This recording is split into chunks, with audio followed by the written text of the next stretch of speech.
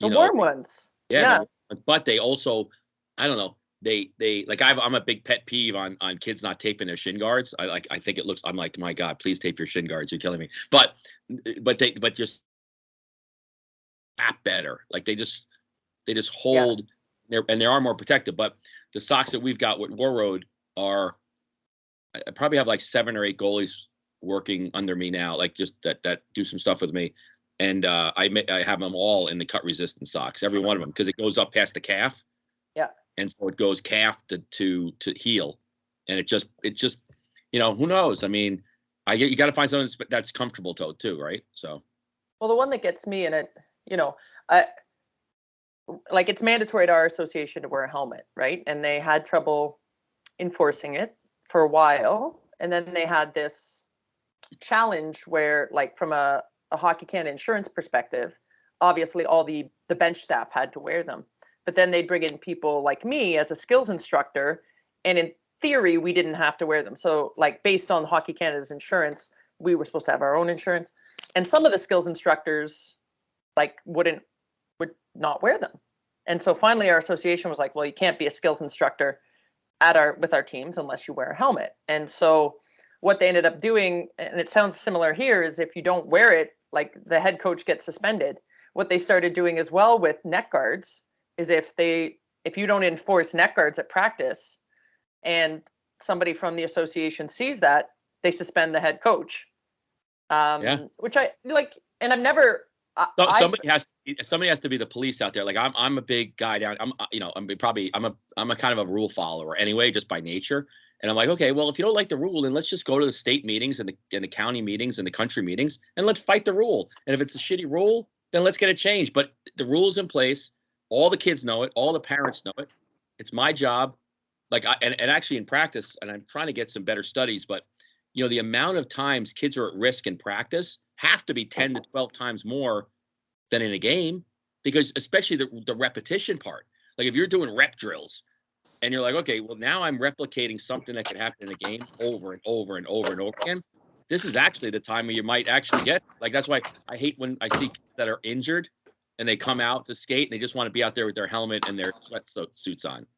I'm like, get your gear on. I said, now you have more of a chance of getting hurt, with something else.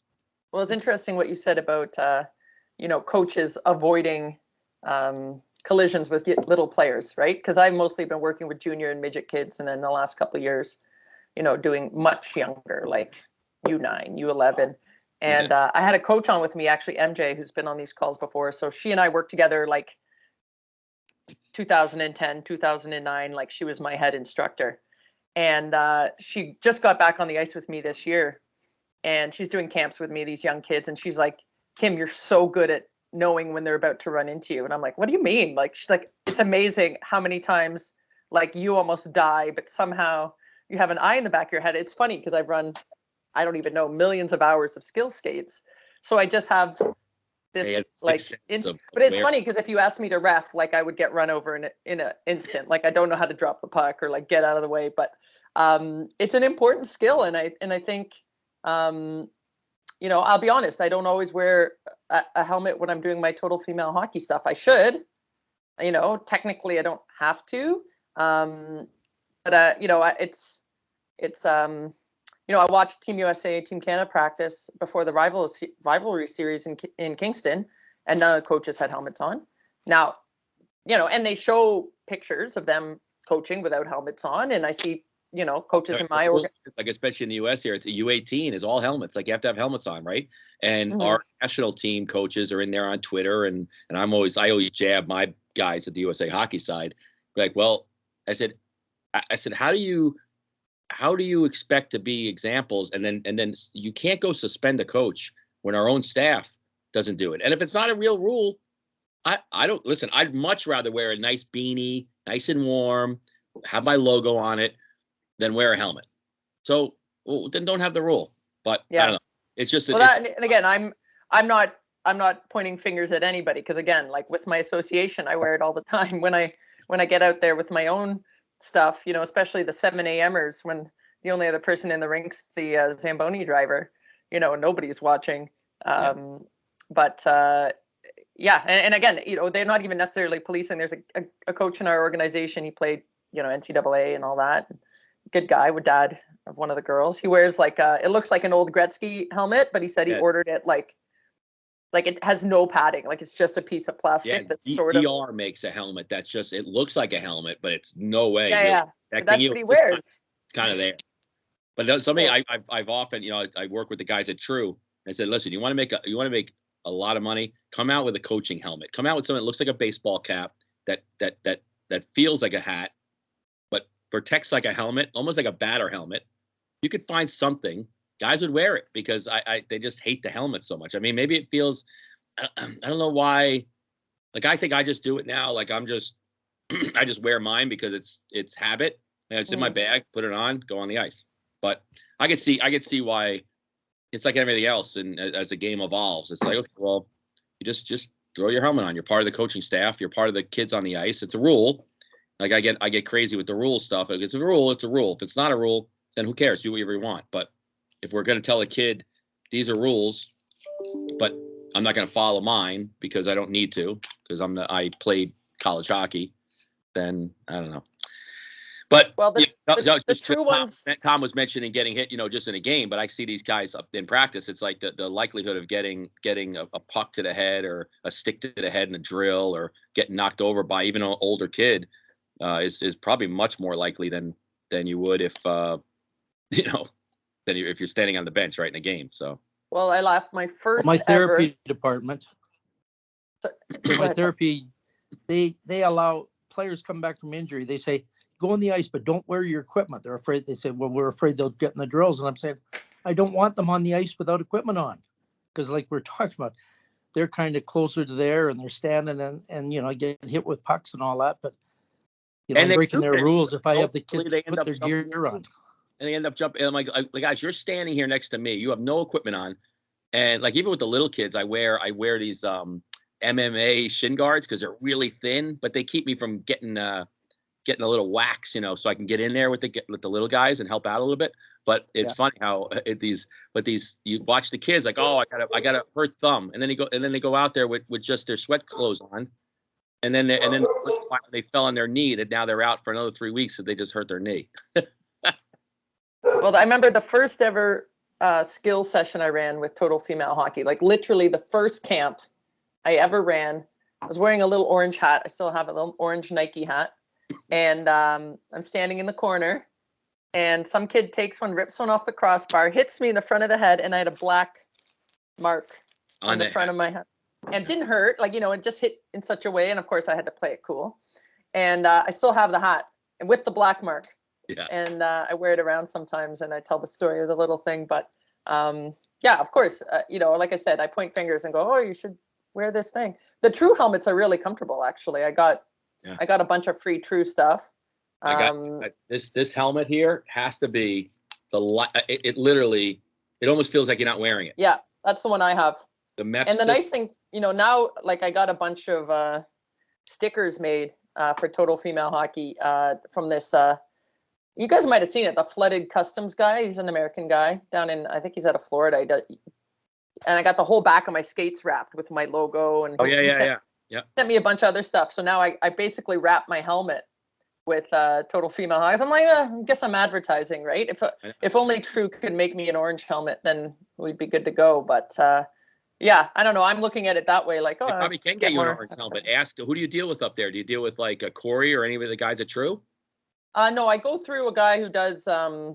He's one of the skate fitters here in Toronto, Jeff. Okay, yeah, because I think the San Diego Gulls, the Ducks farm system, I think they use orange helmets. I bet you they have an orange True helmet, like a bright orange helmet. Well, Mike, if you get me 1 or 7, I'll wear it proudly. Well, we owe you. I told Bill Alonge, Tom. I asked him yesterday. I have a guy down here, not a kid, like a coach working down here with the Junior Rangers, like Quebec girls team, like the all-star girls that can afford to pay, and Kim was kind enough to send a bunch of supporting information to him on women's hockey and girls hockey, and she said, "Oh, I'll send you a little a couple of little things, and as I'm scrolling through the email, I'm like, "That's more than a little." So that was cool. That was great that you did that. He'll use it too. He'll definitely recycle all that information. So thank you. Well, it's funny. Wally, sorry. You mentioned the San Diego Gulls. When I was at Dartmouth, I did a transfer term at UCSD because the president at the time of University of California, San Diego was a Dartmouth grad. So a bit of a strange program, right? So they take the Dartmouth kids and you get to go to San Diego in the spring, which is like you just come out of like -40 in the mountains coated in snow. You're like, giddy up, here I go. But they take the San Diego kids and ship them out to New Hampshire in the middle of the winter. Right. It's like, got to be a little of a culture shock. But the cool part for me is, other than getting to be like right on the beach, was that your grades didn't count because you're going Ivy, non-Ivy, right? So you got all your credits, but it didn't matter your grades. So the class. I went with one of my teammates from Dartmouth. Actually, Wally would know her, Corrine Braden.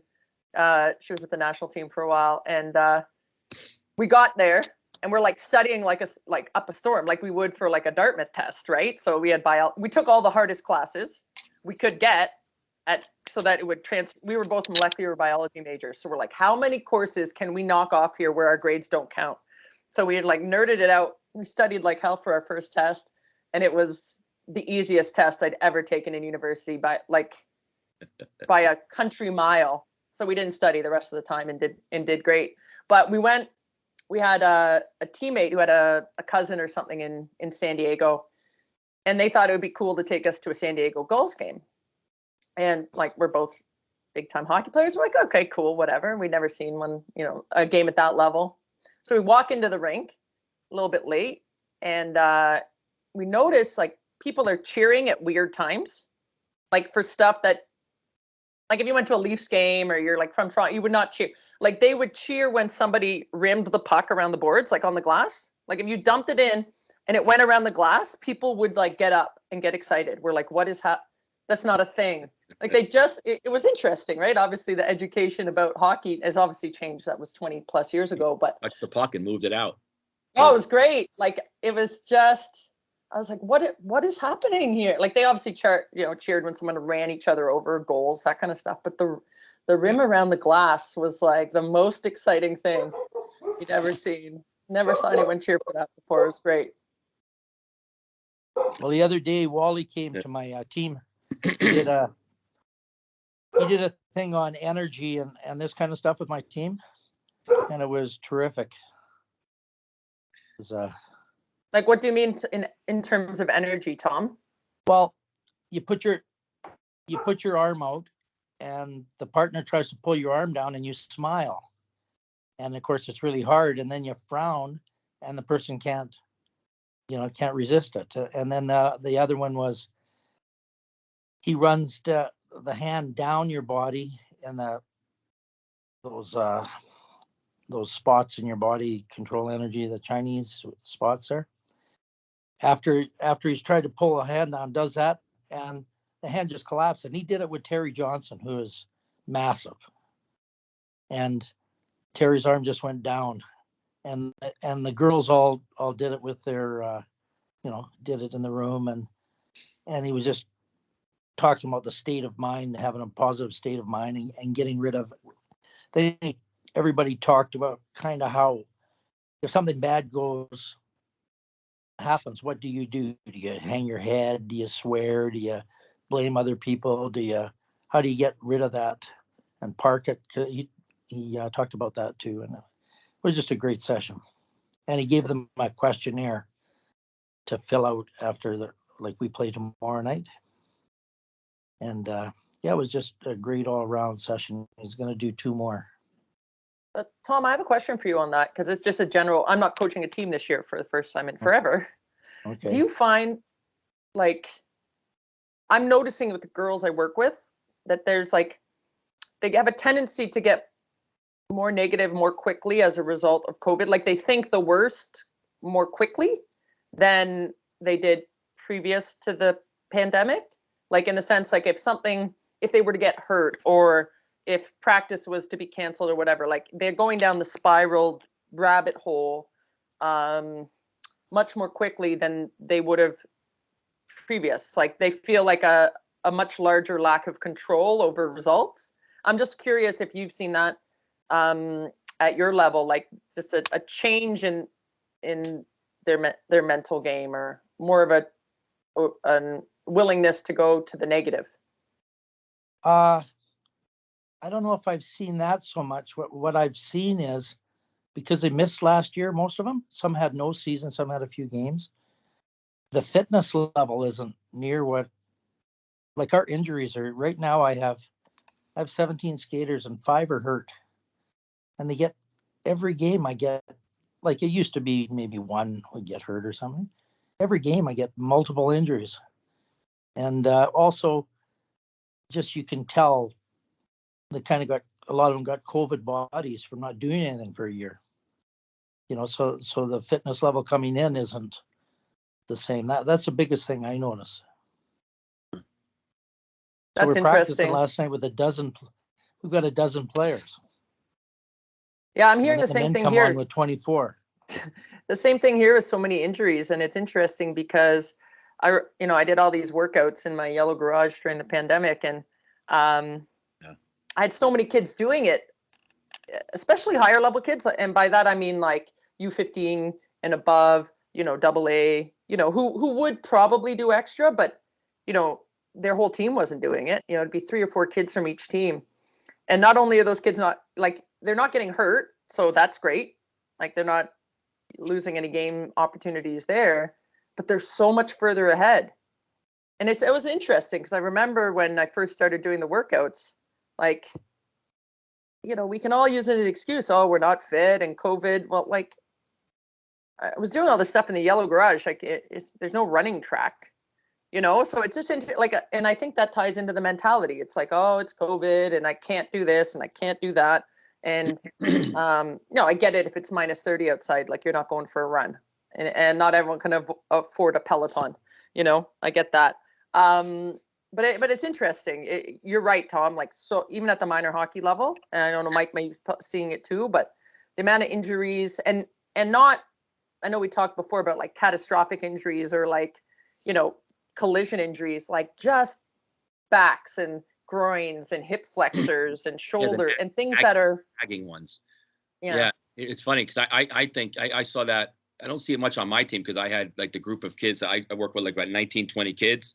And all those kids had to be, we did 4 days a week of something anyway. Like there was some kind of activity, even during COVID, just that they had to log in, do something. They didn't need a treadmill. They didn't need a bike. It would help if they did, but they had to do some kind of activity. But I think what I was seeing when the kids got released back into the hockey world, they almost wanted to make up for a year of no training and do it all in like a week. And I think that's where some of these kids have gotten hurt, where they just overtrained trying to catch up. Like you can't do a year of training in a week. I don't know if the parents and the kids, understand just the physiology of gaining muscle back and gaining stamina back. And you can't just go out and say, okay, well, like it's like all of us, right? If you go out and say, oh, I'm going to get in shape January 1st and go for a 7-mile run, and then you can't run for another week and a half. So I think when you say they're overtraining, you mean overtraining like in the gym or overtraining? Mostly like on ice. They all the of a ice. sudden they're on the ice for like an hour. Like I've seen coaches like, oh no, I got 2 hours of ice for this kid. I go, 2 hours. I said, maybe like, 40 minutes.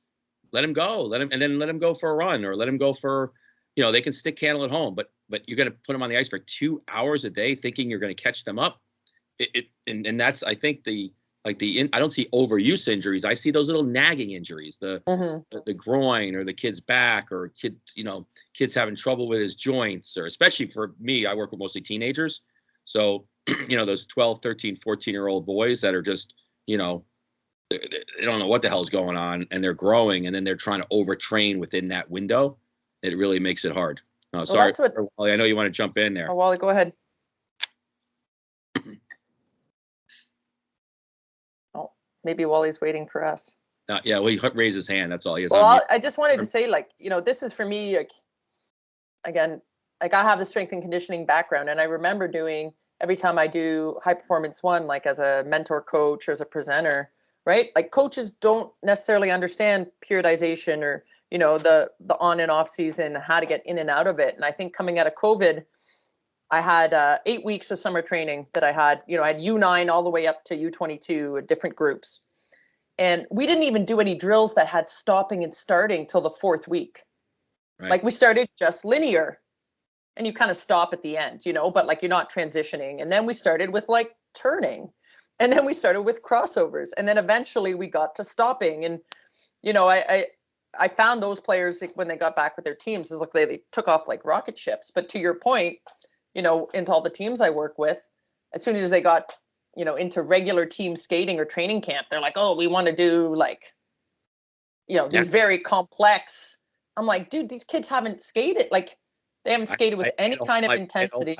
My brown kid back that had labrum surgery, and a week in he wants to do like cutbacks. I'm like, we got a long way to go, buddy. So we're gonna see me in another 2 months.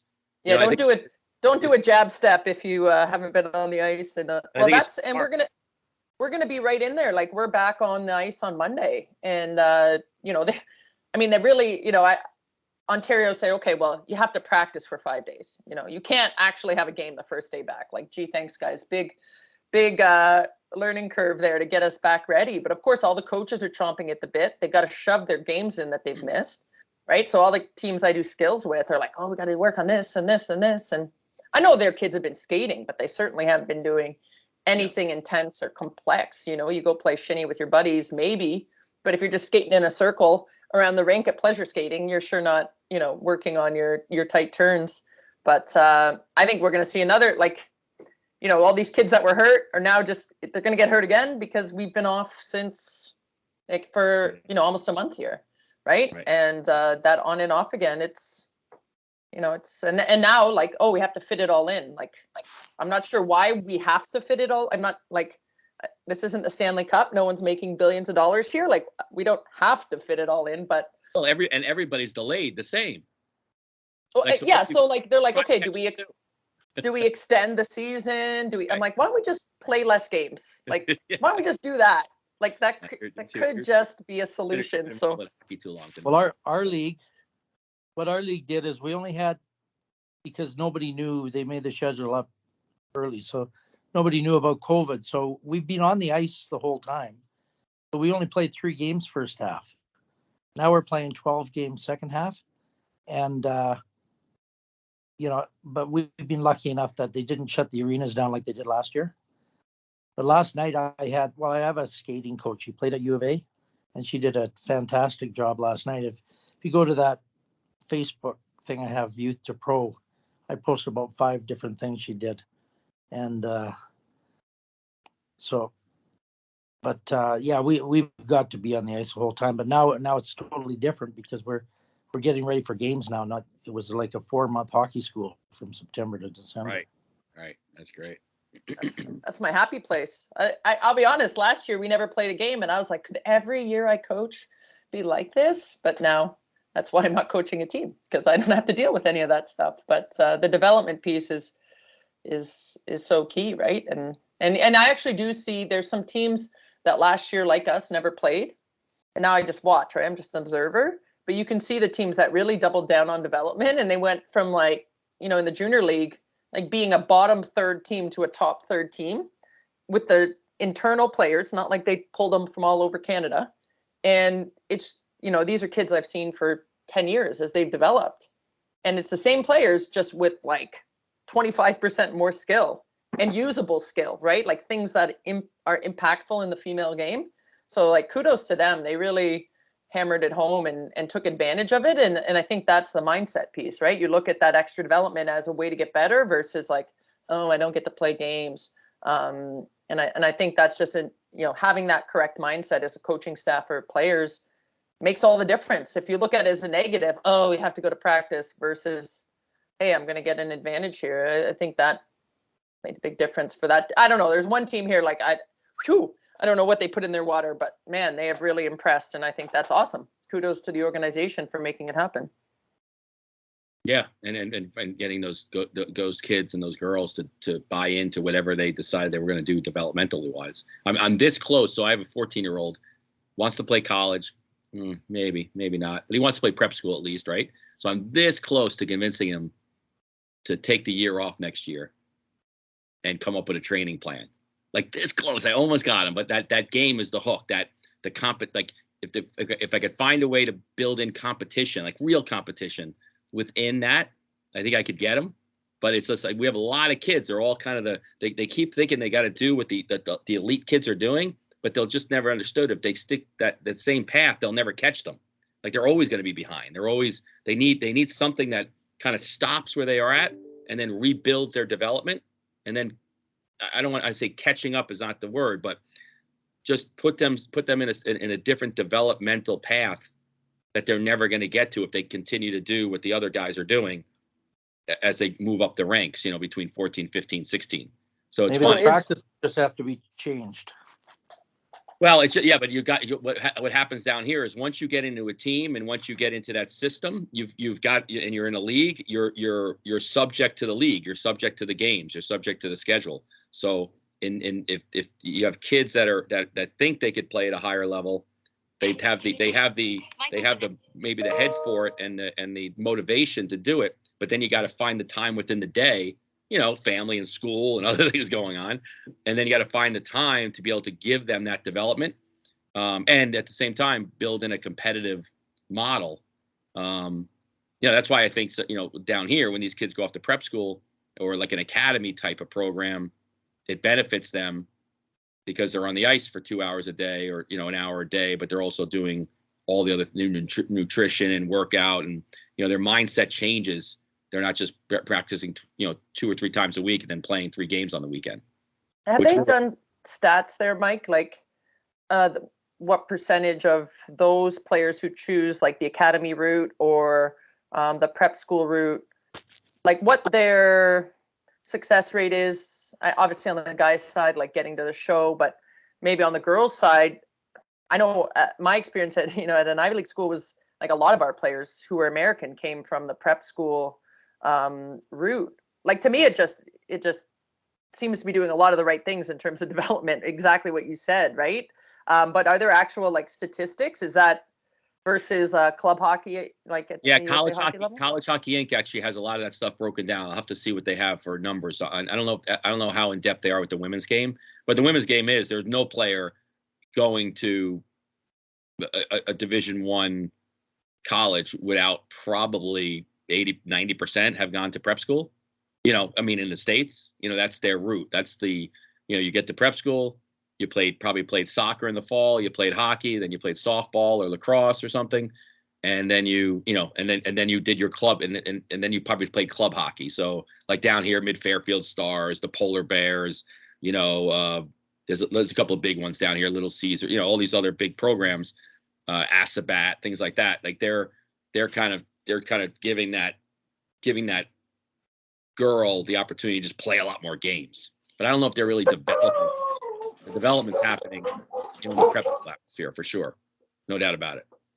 Yeah, it's just interesting. It doesn't have any traction really here in Ontario, right? Like there are a couple prep schools, or I don't know if that's a term that they use. There's a few of them, but they have largely players from outside of Ontario, right? Like if you look at the number of players going to college hockey from Ontario, they're all going through the PWHL for the most part, right? Like the ones who are going through those few prep schools are usually kids from outside the country, right? Or outside the province. So it's just, when I was at Peak, we sort of did that developmental model. I had the girls on the ice 4 days a week before school, and it was pure skill. It was awesome. And they all played club hockey as well.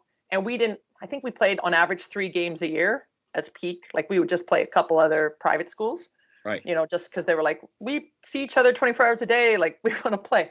But we didn't, like that wasn't their main hockey. And I thought that model was great, right? Sort of before school hockey, 4 days, pure skill. And then if you're the kid that wants to go on and play college hockey. Yeah. Well, and that's exactly, I think I had, my final year, we had 30 girls in the program, but, everyone that wanted to play college hockey got there. And some of them, when they came to me, were double B players. Like they weren't high level players, but it was amazing to see 4 days a week of just pure skill, power skating, like shooting technique, all of that all year long. Like they just, and especially in the female game back then, like they took off like rocket ships. These kids, people are like, where did this kid come from? So that's kind of what my mentality is on this.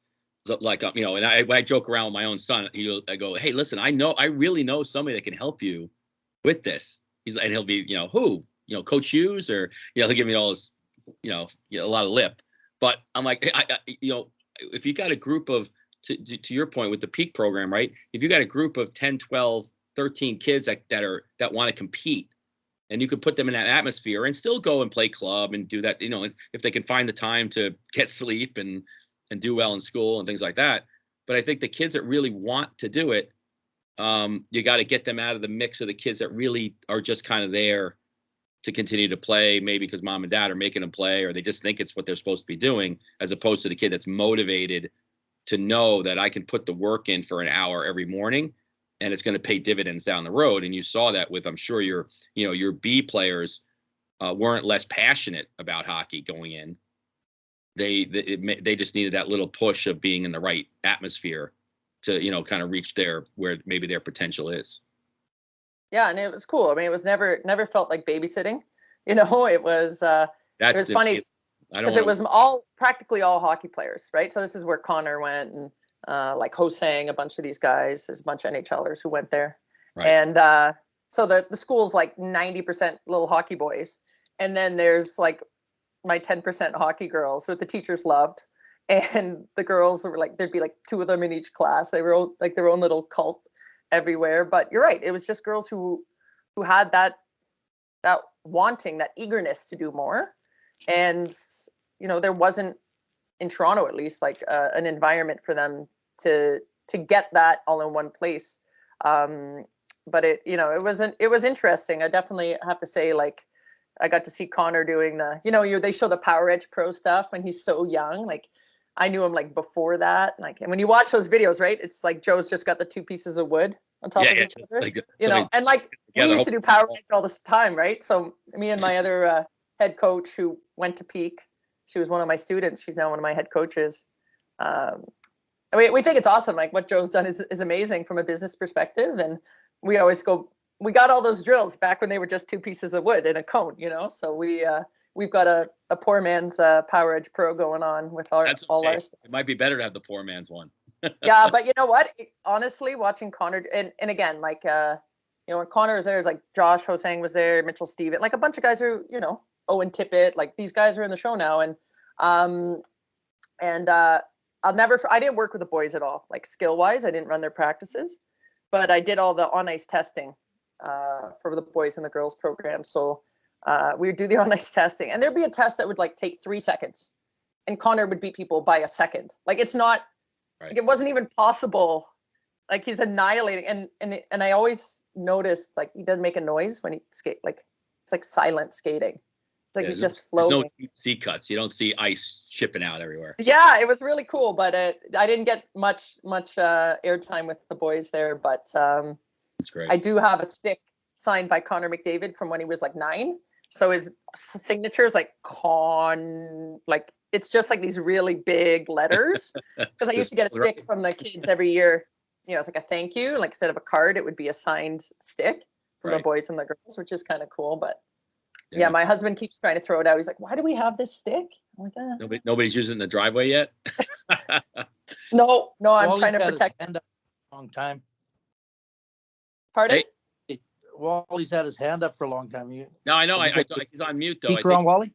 Yeah, Wally, if you're on mute, but I want to hear your conversation with Aaron Wilbur, if you're on.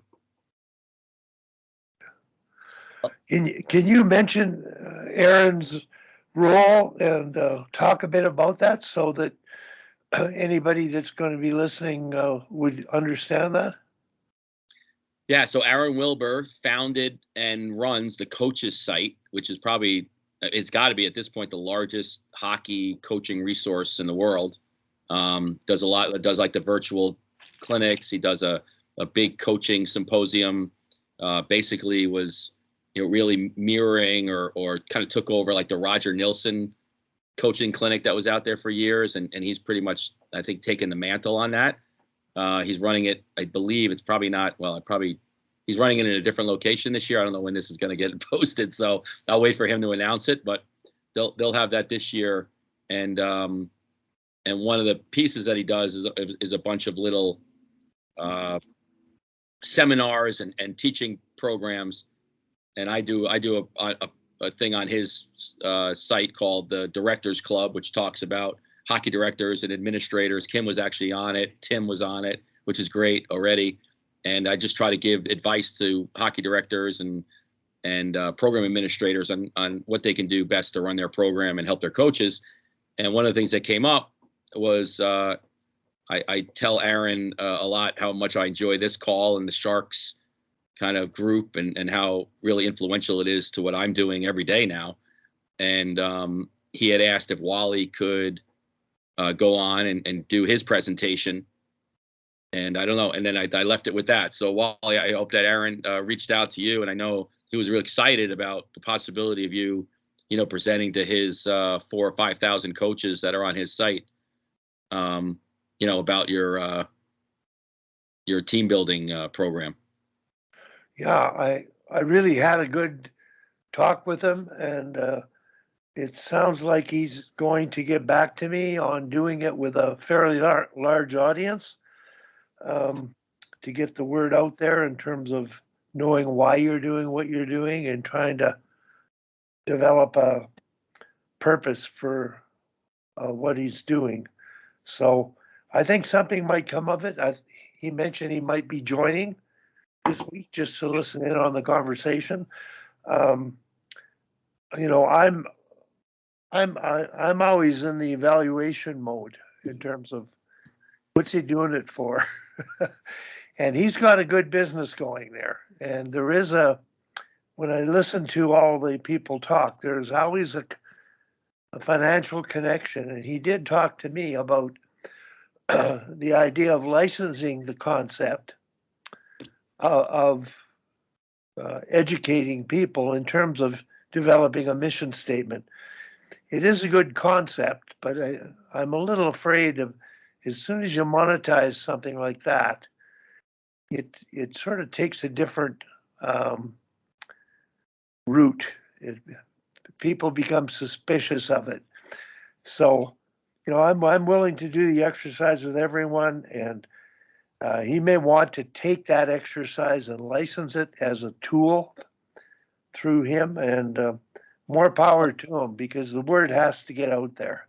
Yeah, well, he's monetizing. I think he would agree, and I wish he was on the call. That'd be great. But I think he would agree that he's monetizing it just by the fact that people will, members of the coach's site are the only ones that would be able to see your presentation. So, I mean, I think it's the way I presented it was when I did it with you. I mean, it was so eye-opening for me to teach it, because something I think a lot of us, I always thought I was doing it the right way and doing it, in a way that made a lot of sense. And I think what your workshop does, and I call it a workshop, but the way you presented it, the way you worked with us, I think would benefit all the coaches on his site, and really any coach, right? Doesn't have to be a hockey coach. It just happens to be he's hockey centric, and but like I said, I think he's monetizing it just from the fact that his membership would benefit from it, and I think we as a coaching community would benefit from what you're doing. So. I don't know. I just thought I thought it was a good connection, and I'm really glad you got a chance to talk with him and connect. And I'll follow up with him too, because I think it's a big piece of, what the like the ecosystem of what he's trying to do, and that's not only give X's and O's, and he puts out this once a week.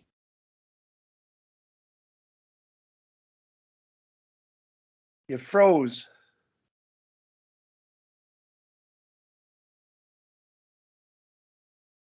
Michael, you froze up. I don't know whether you can hear me or not, but I'll just continue.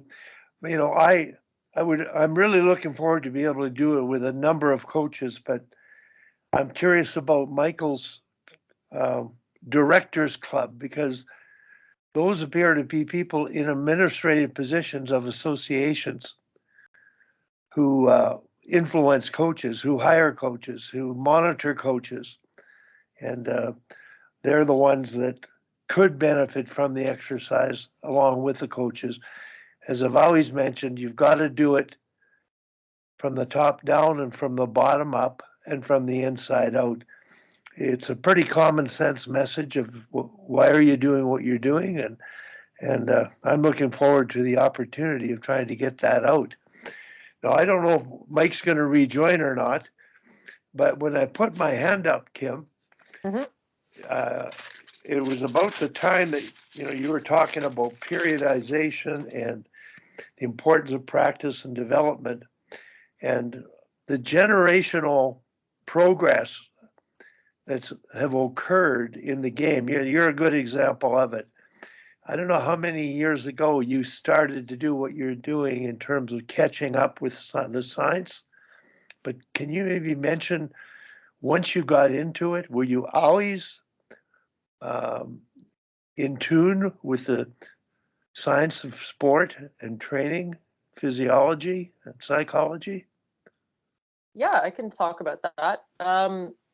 When I started thinking about coaching, or my first involvement in coaching, I guess in earnest, obviously doing hockey schools when I was a kid, but when I was at Dartmouth, I was big into the strength and conditioning. Like I was, when I came in as a freshman, I won a bunch of the fitness tests, and it was sort of my way of working my way up the ladder there. I wasn't as skilled out of the gate, so I took a real interest in it because it was the way that I got more playing time.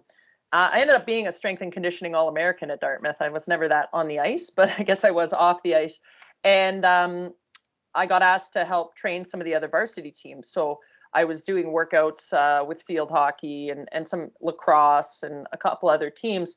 So I ended up doing an internship with Mike Boyle, which anyone who's involved with hockey knows who Mike Boyle is. But for those of you who don't know, he's probably one of the most famous strength and conditioning coaches in the world, and rightly so. He's got a system and he's got a great business and he knows his stuff, and he gives away a lot of information for free. But I did an internship with Mike that actually started the day of my graduation. I graduated from Dartmouth and then drove directly to Boston and did an internship with Mike, which was super intensive. Back then he was training a bunch of the Bruins. He was training the US women's national team. So I got to see a lot of high-end players all the way down to middle school. But the majority of his clientele back then were hockey players. So that was very in-depth, but near and dear to my heart because I loved the stuff. But one of the cool things he did is you were there from, God, I don't want to misspeak, but I think we were there from 7 a.m. till 10 p.m. Like you worked 4 days a week, like ridiculous hours setting up. You weren't allowed to sit down when you ate. Like you just go, which was awesome. And you ate standing up, and you had to do the 2-hour workouts. So back then, the workouts were 2 hours long. And as interns, you had to do every single workout, which was great for me. And I always say I was proof positive of Mike's training methods because I went from Dartmouth, did pretty well in my career, trained with Mike as an intern and then as an athlete, and then played my first year pro back in Brampton. And our team was pretty stacked then. We actually beat Ken Dufton's team, for the first time ever. They lost provincials to us. And it was by far the fittest and best season I ever had. I was just flying all over the ice. I felt like I had a rocket ship taped to my back. And that was, largely due to Mike's training. So, I personally saw the benefit of it for myself. It got me on the radar at Dartmouth. It got me playing time at Dartmouth. It got me, to the pro level. And then after my first year pro, I got invited to come out and train at the Oval. So that was strength and conditioning. It certainly wasn't my tremendous amount of hockey talent. And then when I started my business, when I started Total Female Hockey, it was off-ice training programs, Wally. So I didn't do any on-ice. I mean, I did, but I sold online training programs specifically for female hockey players. And I still sell that program I started with 13 years ago. I still sell a version of that now. And actually, a couple of Olympians have used it, and a lot of national team players and college players. So that's where I started the business. That was my love. I was a personal trainer. I trained athletes from a bunch of different sports, not just hockey. But that's always, I tell you, Wally, you could give me 50 kids and a locker room and I could train them off the ice. I'm probably better at that than I am on the on ice side of things. It's just very natural to me, but it allowed me as a coach, when I eventually became a skills coach and a bench coach, that knowledge of the strength and conditioning gave me a huge advantage because I understood when to push on the ice and when to push off the ice, and how that ebb and flow happens. You know, when I first started my business, I would do strength and conditioning for teams, and they would, they'd come to my gym and I'd say, okay, I'll train you for an hour. And if coaches, the coach was like, oh, you got to kill them. They got to come out of here drenched in sweat. And so I say, well, if you want to kill them, like just tell them to do 300 burpees in a row and you'll kill them. Like that's not, I was trying to teach them how to move better and how to be more athletic and how to overcome different injuries. But then when I became a bench coach, I always did our off-ice training, and it was amazing what you could get done in a hallway. So we didn't use a facility. Even with our junior team, it was mostly me and medicine balls and dumbbells in the corner, But I think it allowed our teams to have balance. It allowed us to avoid a lot of injuries. It allowed us to peak at the correct times.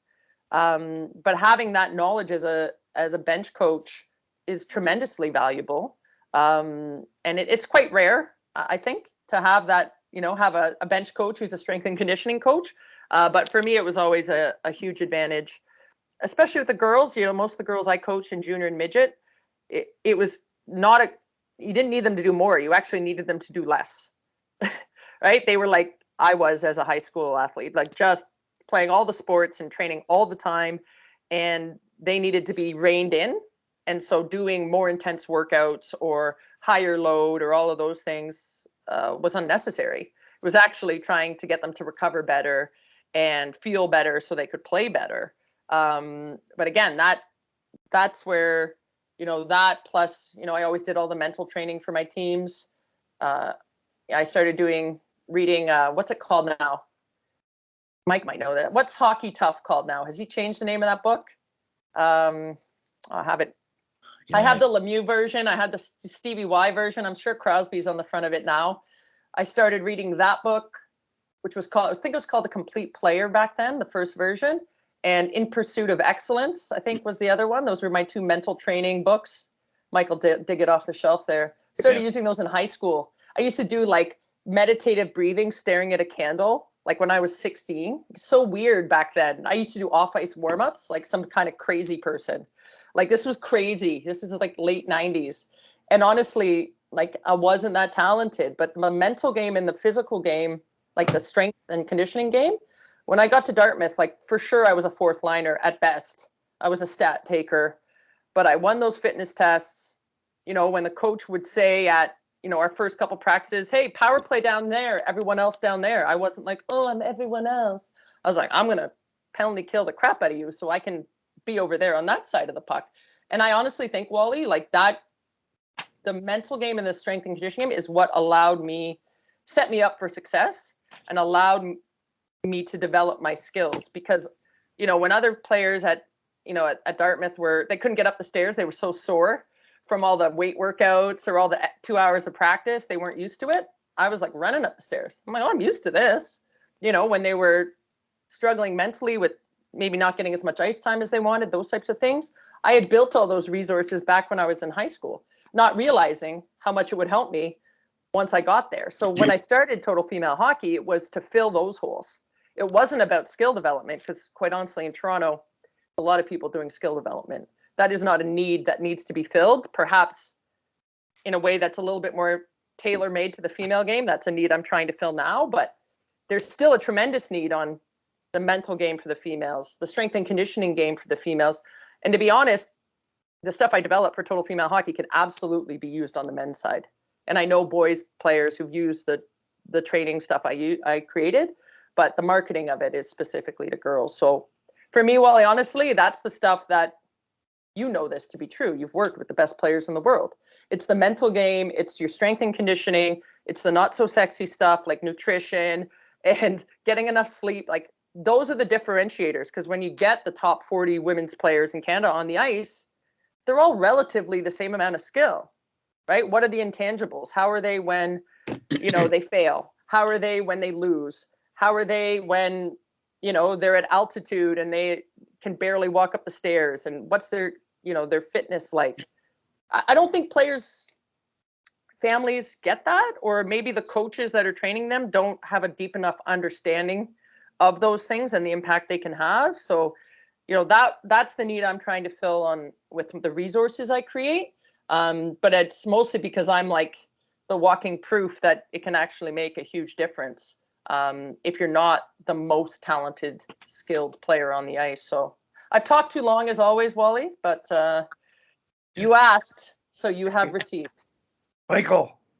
Yeah, no, well, you're speaking my language. So right now what I work, I can't, the kids I'm working with are supposedly AAA, elite players, right, that are going to the next level, which is great. But they all go to skills clinics. The hockey's not the issue.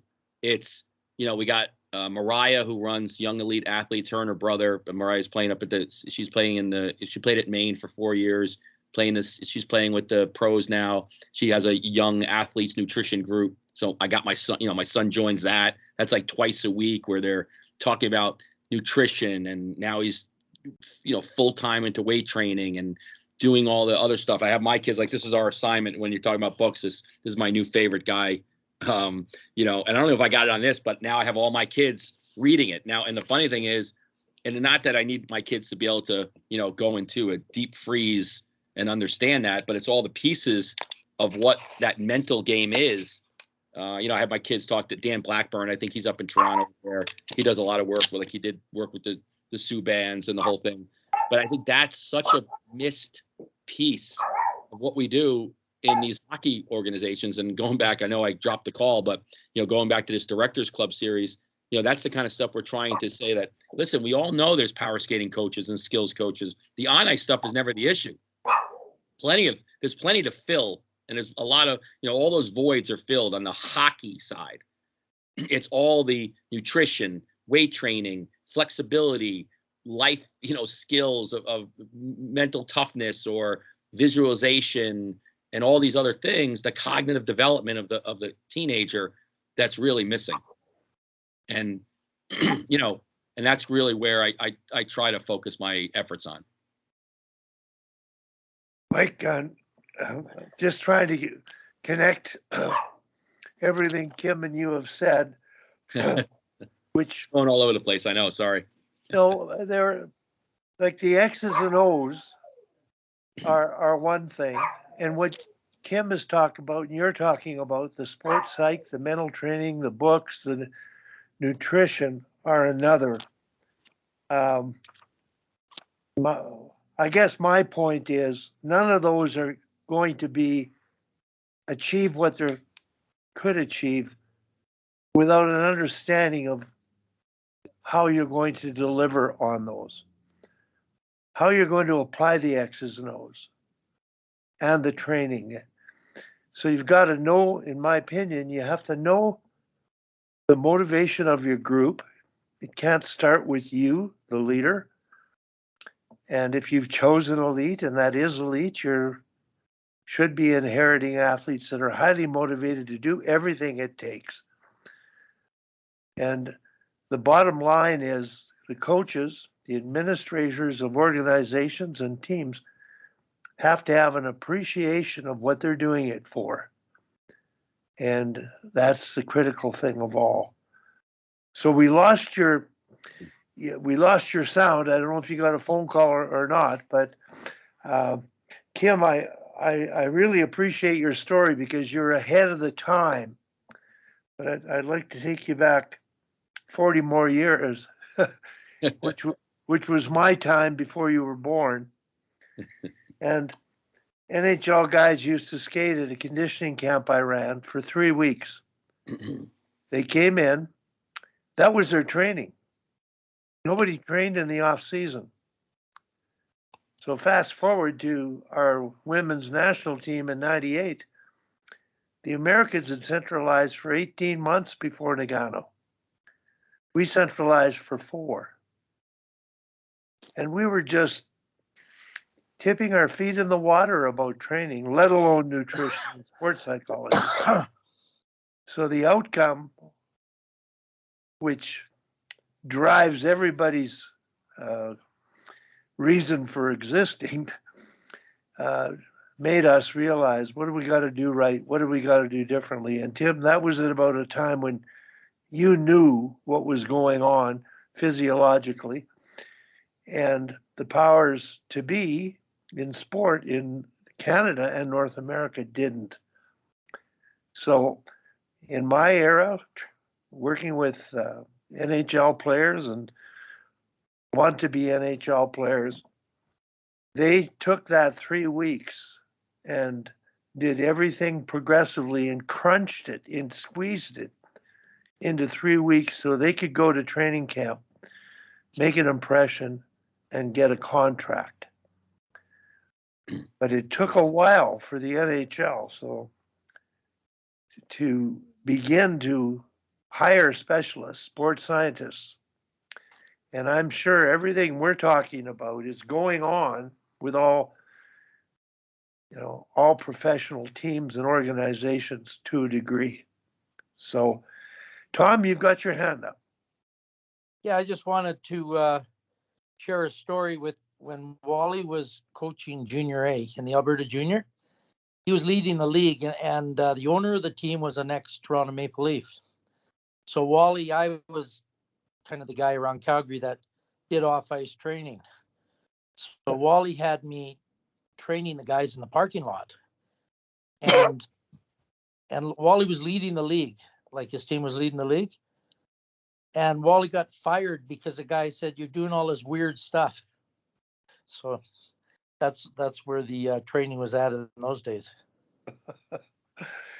And they're not ready for it. And the guy was an ex-NHL player. He was the GM. And, it's something that I was just taking for granted, doing things the right way. So, Kim, you've got your hand up. Yeah, I think, for me, again, you don't need to have like the Mike Boyle understanding of strength and conditioning to get all this stuff done, or you don't have to be the guru of mental training as a bench coach. And that's something that, as when I started my business, it was about helping the players, and then now it's kind of transitioned to helping the coaches. And I don't know if I sent this to you, Wally, but I meant to. This is a book I wrote. I actually wrote it in 2009, which makes me feel old. I have it. I think I sent you the PDF version of it, but I called it Best Hockey Season Ever. And it's like a step-by-step 16-week, like, here's what you do for on-ice conditioning. Here's what you do for nutrition. So meant for the club hockey coach to go and use with their team. And I don't even have it on my website right now. I don't know what's happening. I got too much stuff going on. Mike will have to help me with that. But it's funny because I was coaching a junior game out in Cambridge, Ontario, this old barn. And they were doing a fundraiser, and they sell like cookies or whatever to raise money. So I always go up there and buy all the cookies because I like cookies. And because I'm doing it for charity, it's, they're healthy. And so I went up, bought this huge box of cookies. The guy behind the table's like, "Are you Kim?" "Yeah." So I bought your Best Hockey Season Ever book like 10 years ago. And I had never coached before. And we won provincials. And I had this whole team at ragtag. He's like, "I just followed it. I didn't even question it. I did the whole thing." And I laughed because it's like there's a whole section on nutrition. Here I am buying like 40 cookies with like 3 inches of icing on the top. And I'm like, "Oh, practice what you preach." But anyways, it was pretty cool. But I think that's the big thing. And I know we've all been involved in coach development, right? Is you can't say, well, just go out and here's all you need to learn this as a coach, and you need to learn this as a coach. We look at the season planning we ask coaches to do, and they got to put in what they're going to do for conditioning. They got to put in what they're going to do for mental. They got to put in what they're going to do for nutrition. And I think that's all great. But the majority of minor hockey coaches don't have the resources to deliver that, or they don't know how to put it all together. Right. And so I think things like Coach's Site and they're great resources. And that's like, all my stuff on Total Female Hockey is free. I probably shouldn't give it all away for free, but I do.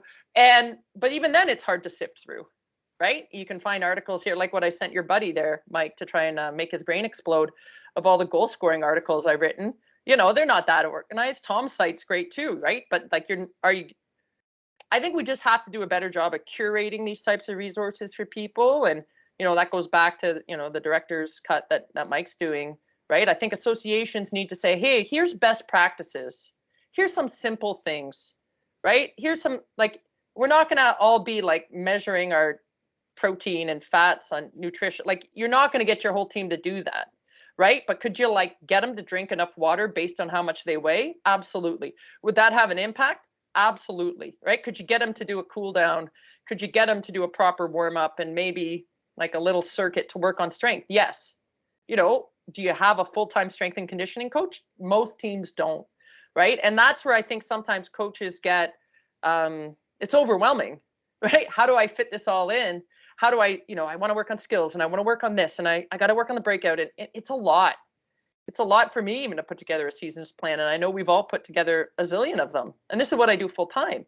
If you're a lawyer, or a doctor, or a plumber, where is this information coming from and what gives the most impact? Because I think we get lost. We watch whoever's NHL power play and we go, oh, let's teach them that. Like I tried to teach the Washington's power play for 7 years with the junior team, but I never had Ovechkin on the back door. So, I might have had a kid who could kind of do what Backstrom does, but I never had Ovi on the back door. So was it even worth my while, or would I have been better off teaching him how to pass better? So I just mean it to say that I think, even the mission statement exercise, Wally, which is great, we have to make it accessible. And I think, that pay angle you were talking about, I think there's a certain amount of what you do in those sessions that you give away for free. It's like self-guided. Hey, you go and do this, it's a PDF, it's a 5-minute video with Wally, it's whatever. And then there's a higher value offering where Wally actually walks you through it, or somebody that Wally's trained actually takes you and your team through it. We did it with our organization, Wally. I don't know if I ever told you about this. I did it with Leaside this fall. I had Dr. Beth McCharles, she works with Hockey Canada. It's basically the same thing, like a value statement and generating that for your team. And we have 30 competitive coaches. They were all on the call. It was great. And I asked them all to put it together, and about half of them sent them to me. But the really cool ones, the AA coaches, the A coaches, some of them didn't send it to me, actually. Some of our top end coaches were like, bang. But a lot of the B and double B coaches did it. I would say the majority of them did it, which was amazing. And one coach in particular, he played D1. He coaches B. He has no intention of coaching high. So B is like just above house league here. It's like the lowest level of rep we have in Ontario. I hate using the word lowest level, but you know what I mean. It's like the entry level to rep. And he, I think he played at Minnesota State. I can't remember. He probably played at Ohio State. I just offended him or something. But anyways, he did it with his team, and he's old school. He was like, I didn't really want to do it, Kim, but we were at a tournament and we had an extra hour. And I had the girls write their values and they put them on the wall. And then we voted on the ones that we wanted to use for our team. And he had the parents in the room in the back, they're all eating pizza and drinking pop. And he said it was amazing. He was like, he's like, it was the best hour of time I could have spent with this group. He goes, and he's coaching B girls. I think they're U13.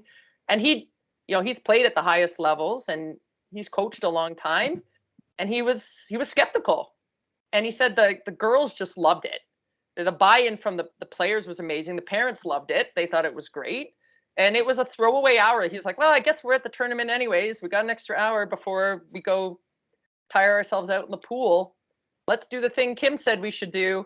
And I thought it was great. And I've gotten a lot of messages like that. And, some look beautiful and are written on posters, and some are just an email the coach sent. It's like a one-liner of here's our value statement.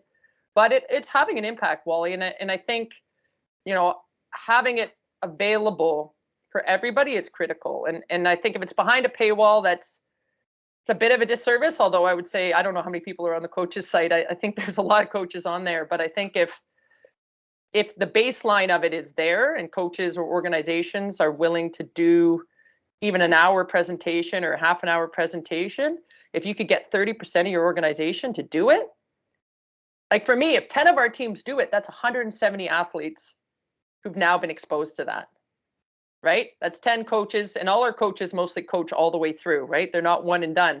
So now we got coaches who are going to do that for 10 years with all their teams because they see the impact of it.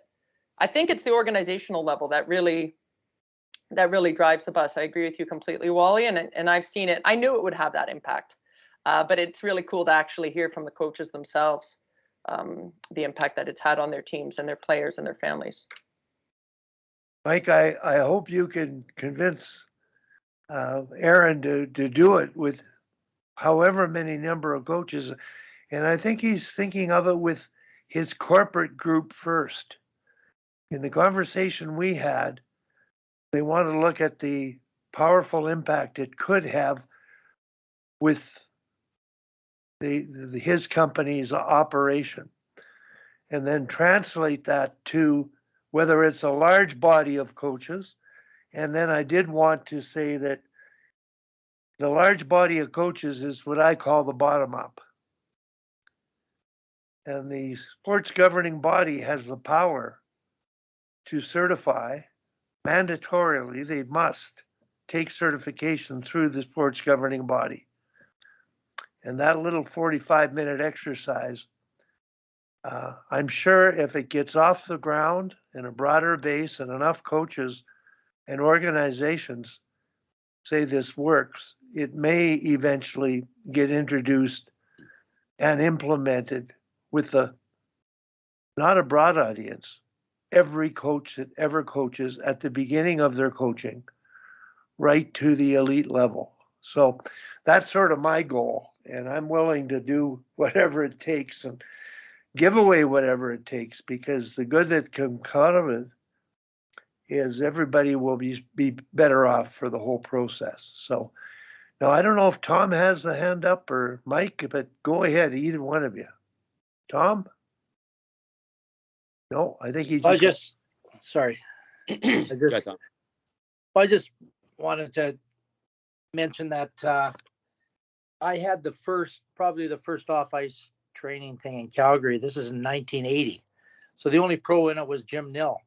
I had other guys, and but I remember Calgary just got the franchise and they were still playing the Corral. So I went and I talked to David Poyle, and I told him, it really be a good idea. You guys could get a leg up on everybody, because George Kingston was bringing guys in every year, and that's where I met Johanny, but Czech and Swedish coaches and all that. And their focus was always on fitness, because that's what they did. They were way ahead of us on that. So I talked to David Poyle about, if they had off-ice training and all this, and he was looking out the window to see where my spaceship was. And anyways, we did that. And one day we went down to Nautilus, and we're going to do our training there. One of the Flames, and they'd gone far in the playoffs that year.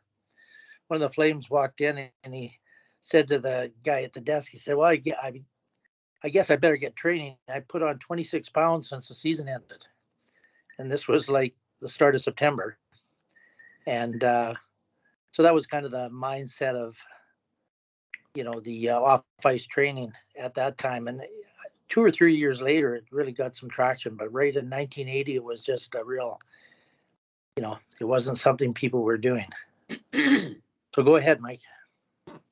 Yeah, no, that's why, I think what you guys have been doing across the board. I mean, anybody that's on this call, it's funny how when you listen to the people on this call, it's not the people on this call that need as much as the education that you're giving. It's all the people that would never get on this call, right?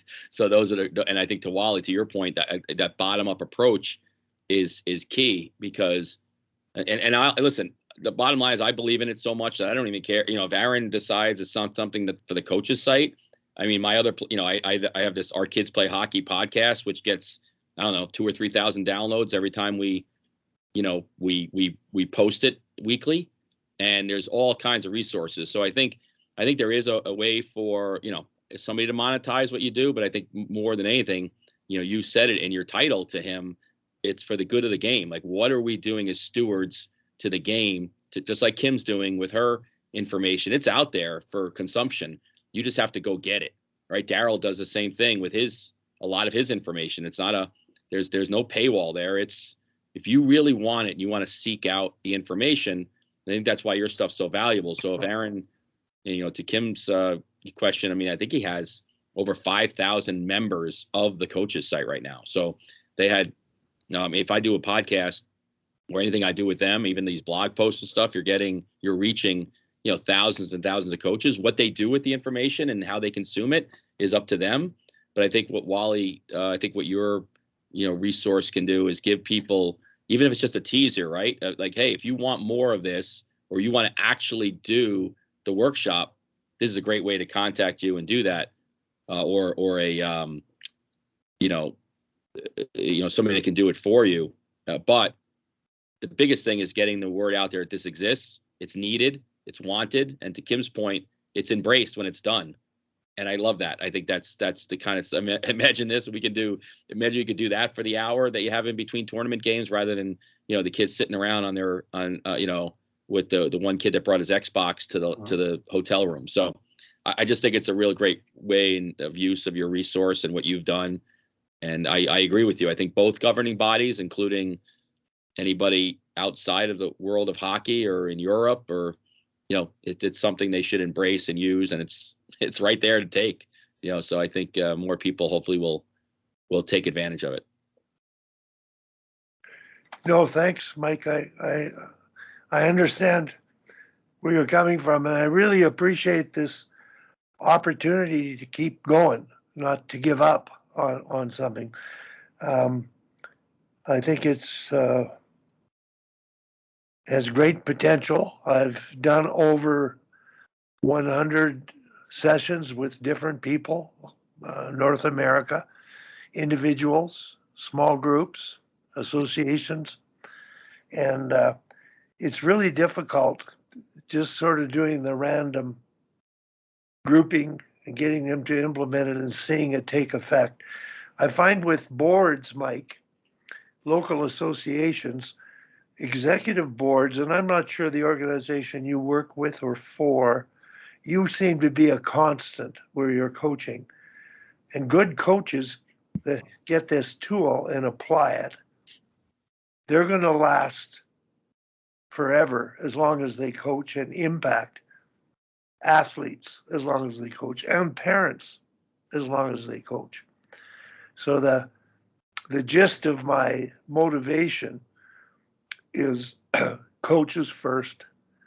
You're the ones that are going to drive the good of the game, and not be driven by what people say the good of the game is winning. And it just really can undermine the goodness that the game can serve. Mike? Yeah, no, and Kim actually mentioned it earlier that, when I stopped coaching, and I really stepped away from even pursuing these college jobs anymore, because of just, trying to be home with the kids and trying to stay in one place and not have my wife look at me like I was crazy. To really what I've done in the last 4 years is with this whole Mike Bonelli Hockey Solutions is just become the a person who can go to a local youth organization. It's not like yours, Kim, where it's huge, right? Where there's hundreds and hundreds of kids and coaches. I'm going to these small organizations that don't have the resources of the expert on skate sharpening, the expert on equipment, the expert on off-ice development, the expert on nutrition. So what I've done is kind of build a niche with the, I don't know how many organizations I work with now, a lot, that I become like kind of their consultant hockey director, that I can come in and give them all these different siloed resources that they don't have to go, because most boards, and Wally, you've probably seen this too in Canada, most boards just roll over, right? It's the one parent that becomes president. They drive it because their kid's probably the best player on the team, and then they graduate out, and then it starts all over again, and people try to reinvent the organization every year. So what I try to do is come in and give some stability to organizations, so that no matter who comes in, there's some continuity in the development of the program. And our biggest thing is, building the best program, the first time, right? Not reinventing it every year, but to come up with these resources that, for me, it's 35, 40 years of being a hockey administrator, making, plenty of mistakes and doing all the things wrong, like ordering the wrong size jerseys, or setting up ice times incorrectly, or not giving enough kids all the resources they need to develop, so I can come into those organizations and help them fill those voids.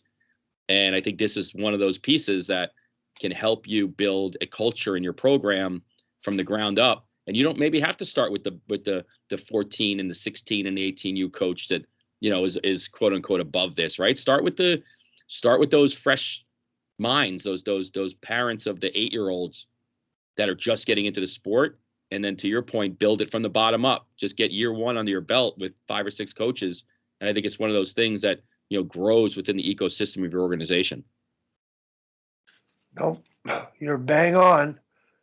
You've said everything I've always thought. The minute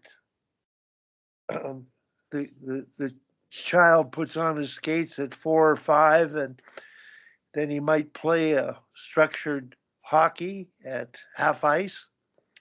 We call it Coach 1 is the certification level. And that is where you start. And I call it get a right start.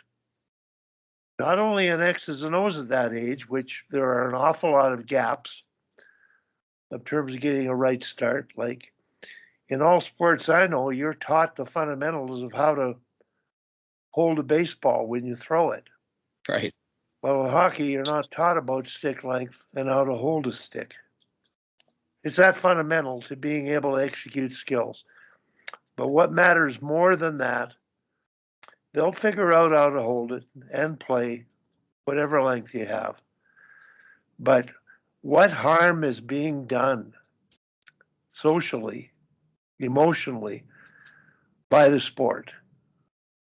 And when we look at adult behaviors that are occurring in many different minor sports, parents fighting in the stands, difficulty of getting officials, the big picture of what sports should be doing, I think that's the big thing, biggest thing of all. So, Kim, do you have anything to add on that? And I'm sure your role in Lee's side, some coaches did it. You might have batted 50%. And time will tell over time if those coaches continue the success of it. What is the youngest age, Kim, you start presenting that at? Well, with this, so, I mean, as Mike alluded to, right, it's a huge organization. And so I can't be everything to everyone, especially in, we call this year 1B, since year 1A was the full COVID year last year. But, we have set some priorities at our younger age groups, and specifically with U9 and U11 on the competitive side. We have some very good learning programs here, fundamentals, learn to play, run by some very good instructors. So, to your point about the right start, they're getting that in terms of the on-ice piece. Like, we're fortunate. We've got some great female role models who run all our learn to play and our fundamentals programs, and some great parent volunteers. So I do chuckle when you talk about the stick length, because I did a Zoom call that I recorded for our entire organization about stick length and how to hold it properly. And parts of it have gone out on Instagram and Facebook and all of that. But I use 3 sticks. I use mine, which is short, even though I don't bend my knees anymore. My husband's, who's 6'5", and my 5-year-old stick. And I demonstrated like how the blade comes up when you use each one and all of that. And I shared that with our whole organization. And there's about, let's say, about 40 people on the call, mostly younger. We offered it to everybody with their families there, and mostly younger, mostly house league. And I said to people, hey, if you want to stay on at the end of the call, you can show me your Zoom screen. And I fixed about 10 kids' sticks. Just, hold it like this and do like this and all of that. But there's a little player I work with who's quite good. She's a minor, like double minor on the U9 team. She's very talented. And her mom and I went to summer camp back in the day, and she invited me to her backyard rink, and she does the classic thumb on top, chicken wing, top hand glued to the body, flick it with your bottom hand, like classic young rep female hockey player trying to get the puck in the air.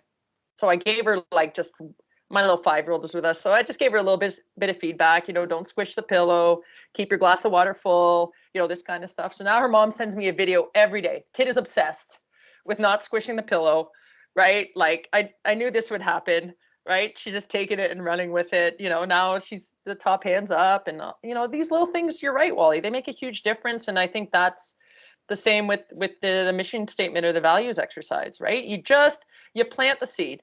Not every seed you plant's going to grow. I'm a downtown Toronto person. I don't think I've planted anything in my entire life, but not everything's going to flower and people are going to get it at different times, right? So I think you just keep providing that information. And where I started with Leaside in increasing our resources was with the competitive coaches. So now we've created a coaches hub that it's password protected. Only our coaches have access to it. But I've also started, and that will be open to our house league coaches as well, and a different set of resources, or a accompanying set of resources for them, kind of more onboarding. But then we started another website, which I think I've sent you the link for, which is called the Wildcat Way, where I talk about player development, coach development, and culture development. And it's also password protected. So unless you play for our organization, you can't access it. It's not a paywall, but it's internal. And so I send out a monthly newsletter. I talk about cool things our Wildcat players are doing. So I just wrote one for the Olympics coming up. So we have a Corey Chevry, who's the assistant coach on the Olympic team. She does skills for some teams in our organization. She used to coach our U18 AA team. So I wrote a little feature on her. I broke down some video about Poulin and Johnson and Laroque. And I think stuff like that, is it necessarily super targeted? Like I said, holding your stick properly and mission statement and not shortening the bench. I mean, there's a million things to hit, but I think having resources and having a unified vision and a plan, like what Mike's talking about, and having a solution, that's what I'm trying to do here at Leaside, is have some best practices, right? I don't know how many people read that newsletter every month. Actually, I do, because I can go check the analytics. But the fact it exists is as important of how many people read it, right? The fact that I ran that mission statement exercise with all those coaches, they know in the back of their head, they know that information, right? And then they can make a choice.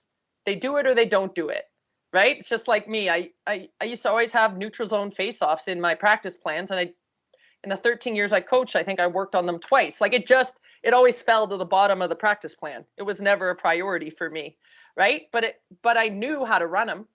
I just didn't necessarily do them. I think that's what I'm trying to do in a huge organization. Like, I can't handhold everybody. Between House League and Rep, we have almost 80 teams. Like, I can't be on the ice with 80 teams. It's not possible, right? So how do you give them things that are impactful? How do you send stuff out that says, hey, like, we're trying to do things the right way?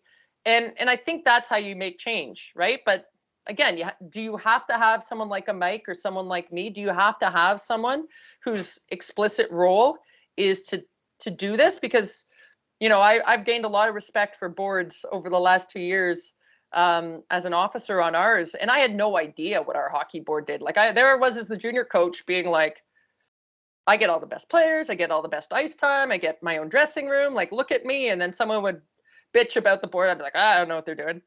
Now I see what they're doing. I'm like, holy crap, a lot of stuff. And no different than coaches. Like, oh, well, let's just expect the board to do 20 other things to make it better.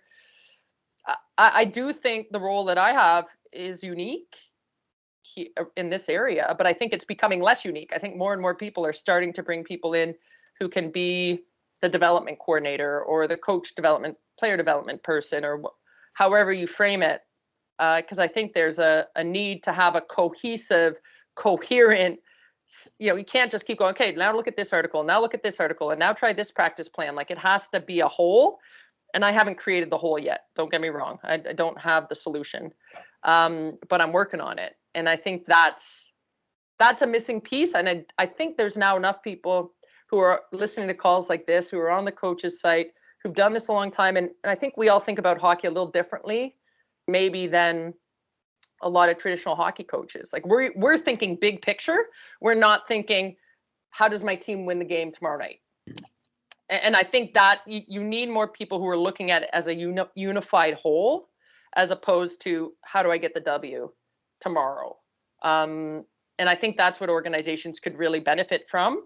But, I don't know how many of those people exist, because I'm too busy trying to figure out what the heck I'm doing here. But yeah, I do know it has an impact, and everything you do to try to make it better, like I said, even if no one reads it, no one does it, they know you're trying to make it better, and you're not just doing what's always been done and accepting, well, at least I'd always done this and it's fine, like, nothing's burned down, so let's just keep going. And we could have chosen to do that. They could have chosen to do that.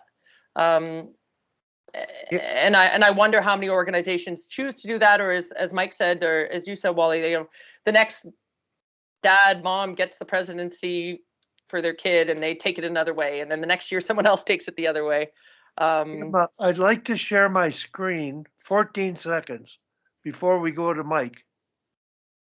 Okay, it's about the right start. Like, it's great at Leaside, 6,000 players in the association. Mike, I don't know how many in your association, but I clicked on my share the screen because I want to experiment with it. Is my screen visible to you now? The waves are, yes. Do you see the picture? Do you know who that instructor is? No, your screen shows it's just a wavy it's your background, I think. Okay, I'm going to see if this will come up. Does that change it? No. Not on my end. Okay, I'm going to try to share screen again. Yep, I see your screen. I see Skype. I see your Firefox. I just don't see if you're pulling up a in Skype. You might have to designate the actual tab that you're trying to show. Okay.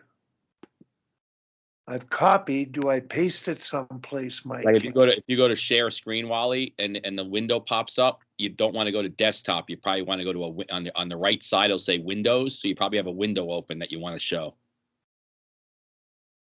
I don't think I'll be able to figure this out in my time. I'm looking up top. I've done share screen before. Yeah. And you just see my backdrop, right? I'm just seeing your desktop with nothing on it. Instead of you probably have a window open somewhere there that you're trying to show us. Okay. Well, I may have to give up on it. Anyway, it's Tim Bothwell on the ice with 5 and 6 year olds demonstrating stick grip and wrist roll.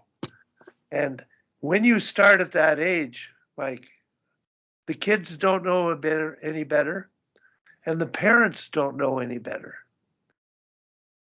And the parents have to become the ones responsible for their stick length and stick grip. And if that's implemented at that age, however the coaches are educated that begin coaching, there's a chance for it to catch on. So I'm going to click stop share, Mike. Yeah. Go ahead.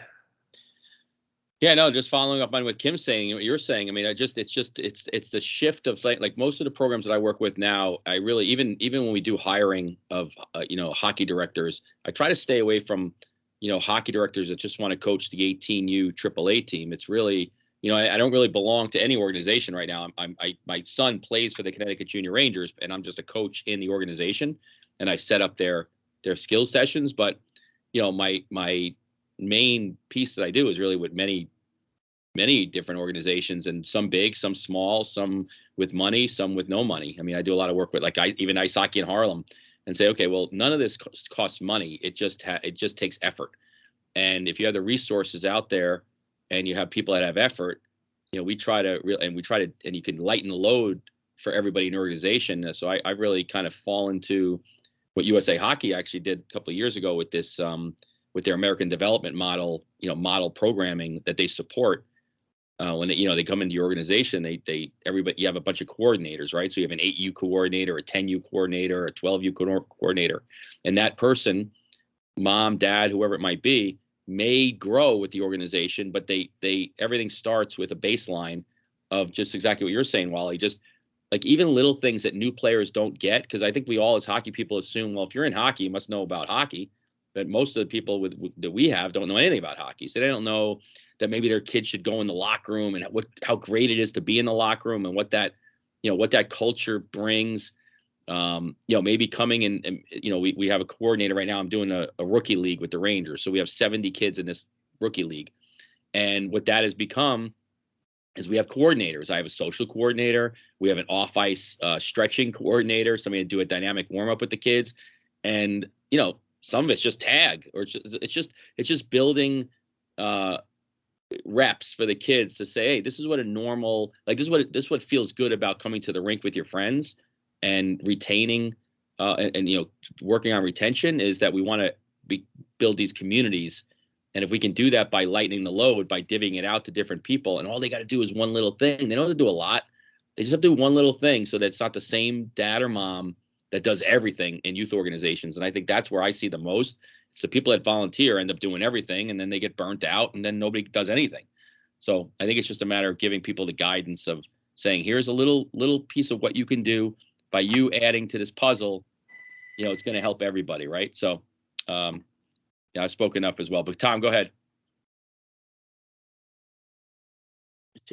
Yeah, I think I posted something that's very useful for coaches just the other day from Sweden. They made 155 short videos on hockey technique, and it's really good. It's not that old. It was sent to, they always send things to Kevin Sullivan, and you know, he sent it to me, and I put English subtitles on it. But it's terrific stuff about you know, technique, backward skating, shot blocking, and it goes right from the very beginning, how to put your gear on and the length of the stick, etc., like that. And I posted a link to it, and probably would be really worthwhile for a lot of coaches, because it is really excellent stuff. It's from the Swedish Ice Hockey Federation.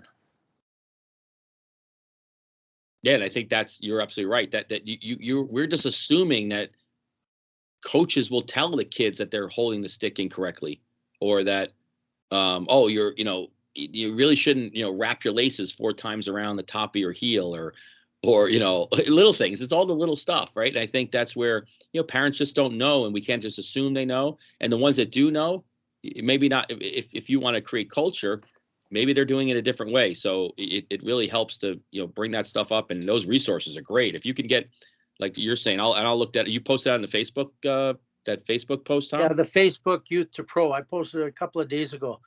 Kevin sent it to me. It took me, oh, geez, I don't know. Probably took me a half hour each to do them.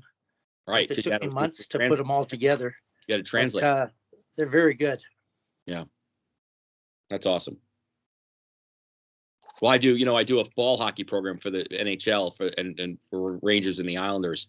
And what we did with that program was once they got all their ball hockey gear, we gave them, the company I work with, built lesson plans. So every week the kids get a new lesson to do with the stick that replicates what they would do on the ice. So they get their floorball stick, and it says, okay, here's the floorball drill. We'd like you to try it home. And then we show a video of what the kids look like doing it on the ice, so we can show them, like, you could go home and literally stick handle all day if you want to, and juggle and move the ball. Like, you know, I have even all the video I have of Trevor Zegras, you know, doing all this stuff at home in his driveway and stick handling around the dog's feet. And it's all with a floorball stick, but it's the same motion. It's the exact same game. And, you know, if you could give that to a 4 and a 5-year-old, and they can just be creative and learn those things, you can start teaching, to your point, Wally, rolling the wrist and moving the ball and moving the ball away from your body and protecting the ball. All that kind of stuff easily translates, but we have to give the parents the resources, and, you know, video is probably the best way to do it, right? Because it's just, you're not explaining it. It's just right there. See what we're doing? This is what we need to replicate.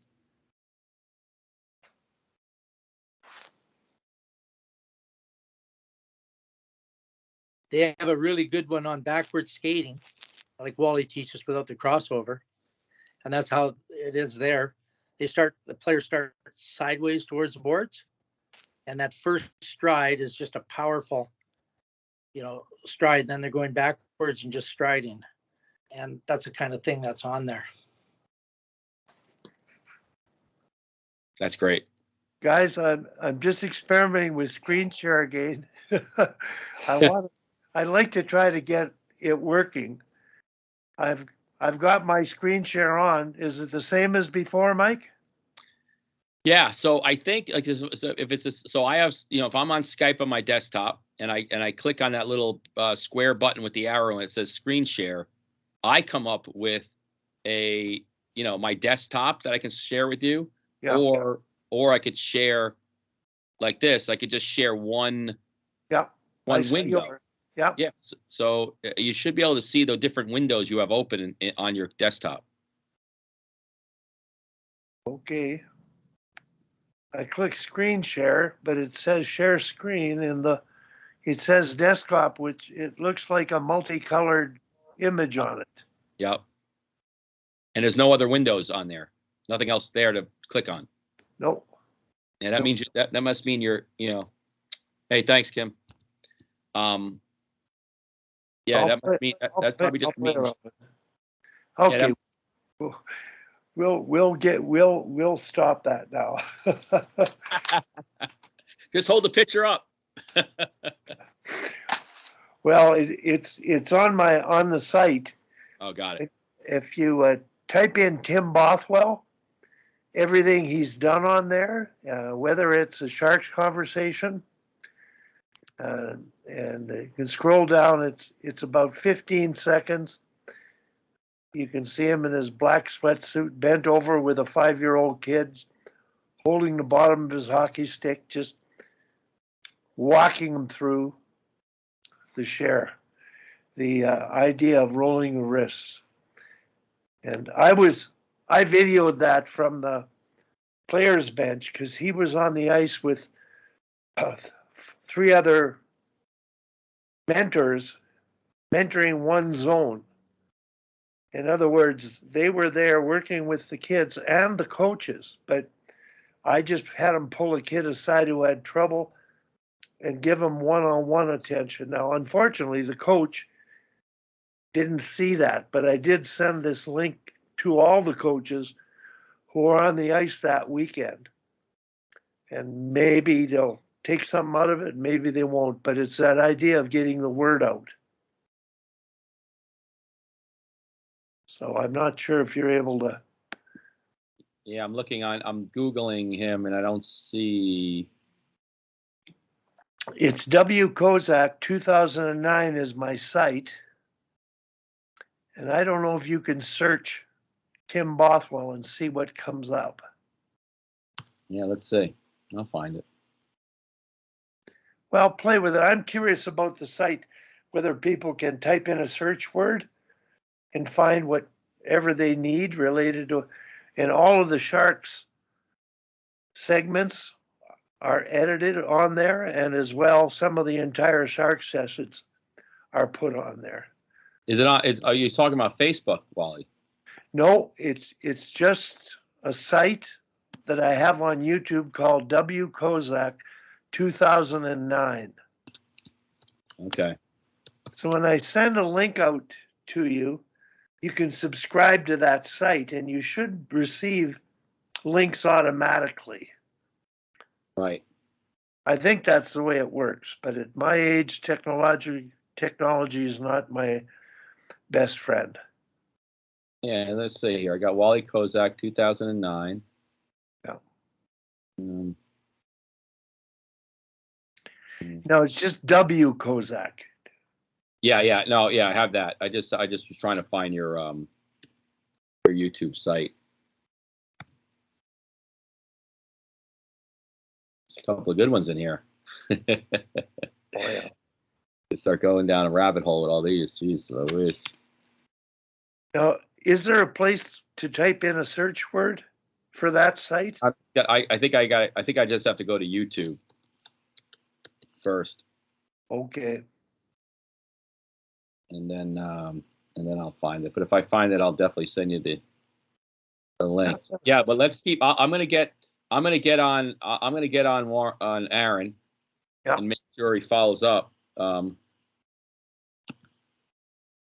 But yeah, he was pretty excited about it because I think, like you, he got it. He got the gist of the value of the potential of what this could do. And yeah, and he's got the resources to get it to the right people. I mean, that's what's great about it is he has that his platform is yeah, I'll have to search around a little later, but his platform is just really tremendous for for giving, even if it's a teaser. Like I'd like to see it as a full series, like something you go on, and then when he has his live conference, what a great breakout room that is, right? For coaches that want to, build a plan for their organization. If you have, he has what, 300-400 coaches at these conferences. I mean, you're telling me you wouldn't get a full room of listen, there's only so many power play and penalty kill and X's and O's presentations you can watch. Yeah. And none of it means anything if you don't have a firm foundation to how you want to coach your team. So I love it. I like I said, I think I'll definitely keep pushing it and make sure it's a part of our conversations I have with him each week. I went to 3 of his conferences in Vancouver. You did? Oh yeah. Okay. I was supposed to go to the last one and then at the last minute I couldn't go, but he's having it in the States this year. Is he? Yeah. And then the last time I saw Aaron, we were both at an IHF seminar in Denmark. And we had a beer right by this. It's a really famous thing in Copenhagen. It's all kinds of tall ships and all that. Okay. Right beside us, and it was kind of neat. I was there with him and Rayo Ruotsalainen and Gene Riley I coached with in Salzburg. It was a really good conference that year.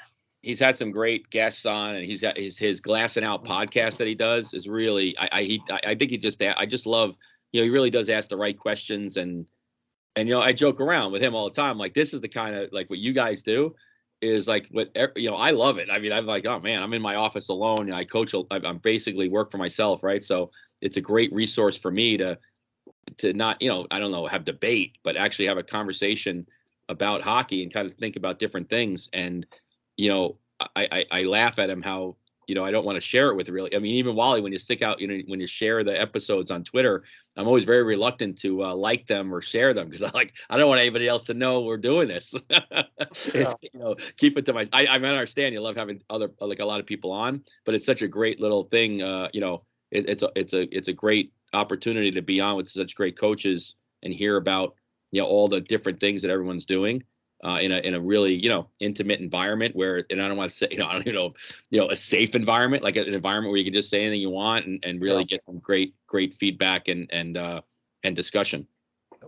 Listen, Mike, I need some memory help here. Tom, you might recall a while back, Tim Bothwell was on and he talked about Marty St. Louis and the coach at Vermont. And somebody was going to get on February 3rd, and I'm not sure who that was or where we are on that. Roger Garillo. So Roger now with, he's one of the ADM managers.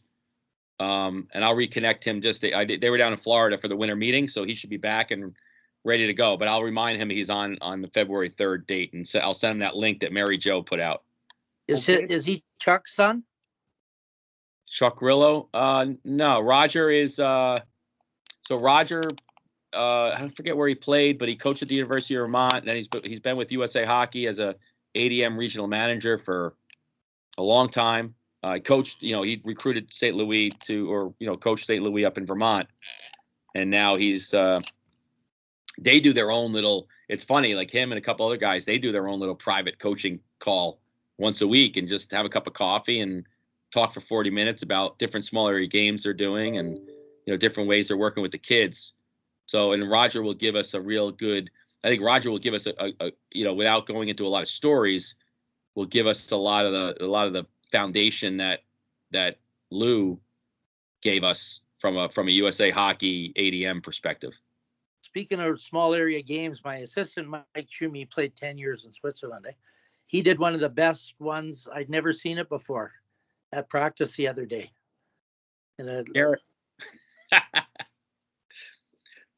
So I just did a program with Mike Weaver Tuesday night. We did a seminar on from Coach Them, and we did the whole hour was on why, like what. Okay, Tom Molloy posts something on Facebook, and then I'm like, oh, I'm going to put that with my team. But why? Why are you doing that? Like, what is the purpose of the drill? How are you using it? And then what do you want to convey? Like, I think a lot of coaches just see a drill or a game and they throw it into their lesson plan without really explaining why they're doing it or what's the benefit of getting, because of me, like the teams I work with, we're very limited in ice time. We don't get, an hour and a half every day. We get 2 hours a week. So you got to make the best of it. So, why are you doing the drill you're doing and what's the purpose behind it? And I think that's, that's why I love your stuff and recycling the stuff you post, because you can take it for a specific, thing that you want to do. You could find something in there that you can replicate and use it with your own team. Yeah. You always have to have a why you're doing something. But I've got such terrific assistant coaches. It's a challenge for me is to make sure that I let them do stuff, because I've been an assistant coach and stood around and moved pucks, and it's not very fulfilling.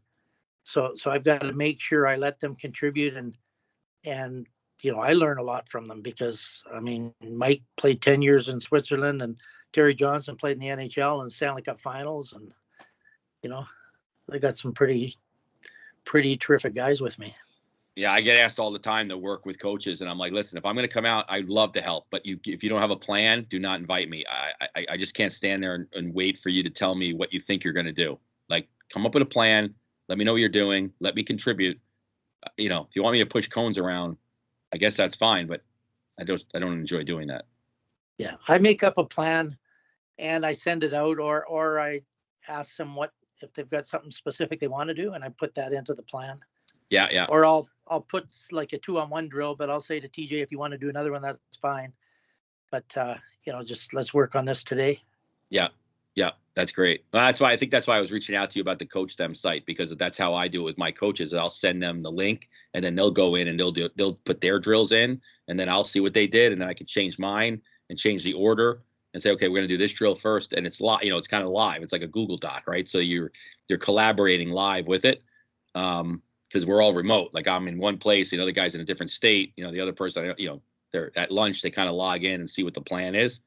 So that's always really been like, for me, been a real game changer on lesson planning, for sure.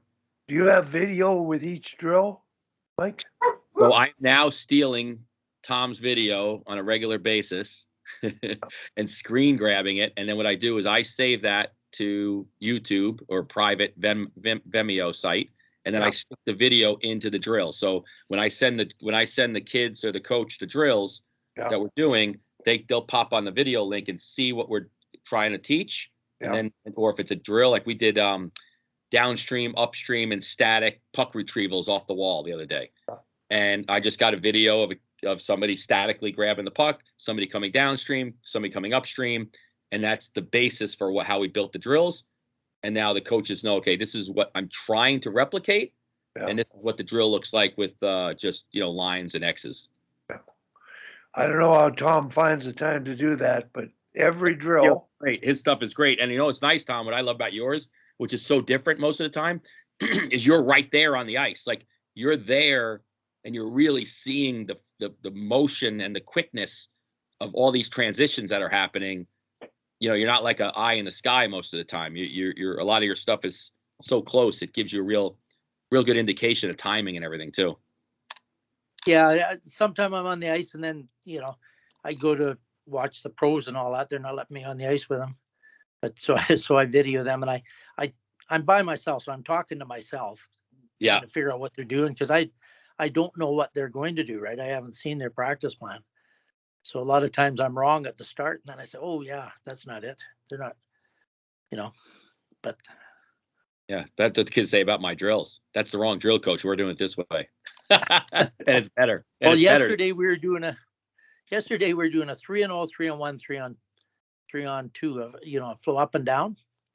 And I kept saying to this group, I'm saying, now it's a white's turn. And they say, no, it's a red's turn. I said, oh yeah, you're right.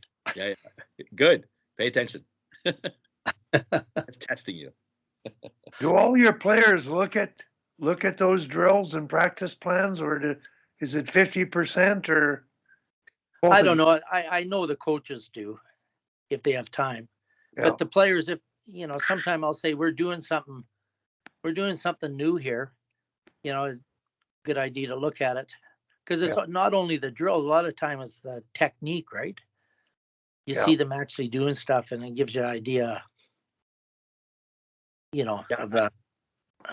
I put mine on the glass right outside the door. So most of my kids, like I every practice I have now, again, I'm working at the youth level, right? So every practice I have starts with a game, every one. Like we're playing some type of a game. So there's a competition right at the beginning of practice. So most of my kids are at the glass waiting when the Zamboni gets off. They're ready to go because they want to play.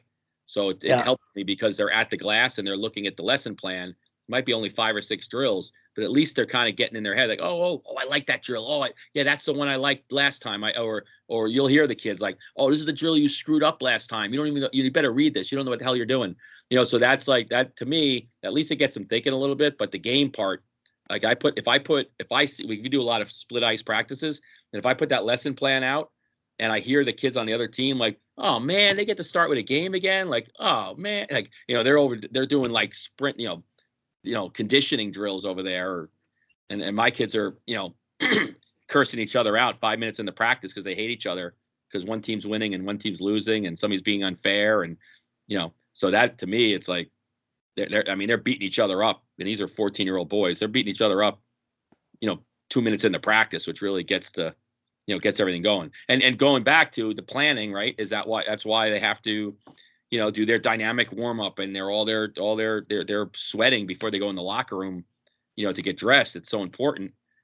And to Wally, to your point, if I set out a lesson plan ahead of time, I don't know, maybe a couple of dads open it up, and maybe a handful of kids, but I think that's just in the hockey world, that's just not the culture, right? It's that most people come and I found that most coaches that I deal with wing it.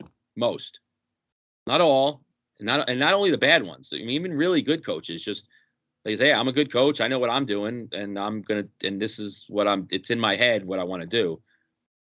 That's fine, but I don't know. If you're like I get on guys down here, if you're a paid coach, if you're a quote unquote pro coach that's getting a lot, getting paid by your organization, you better have a lesson plan I can see, and that you put some thought into it.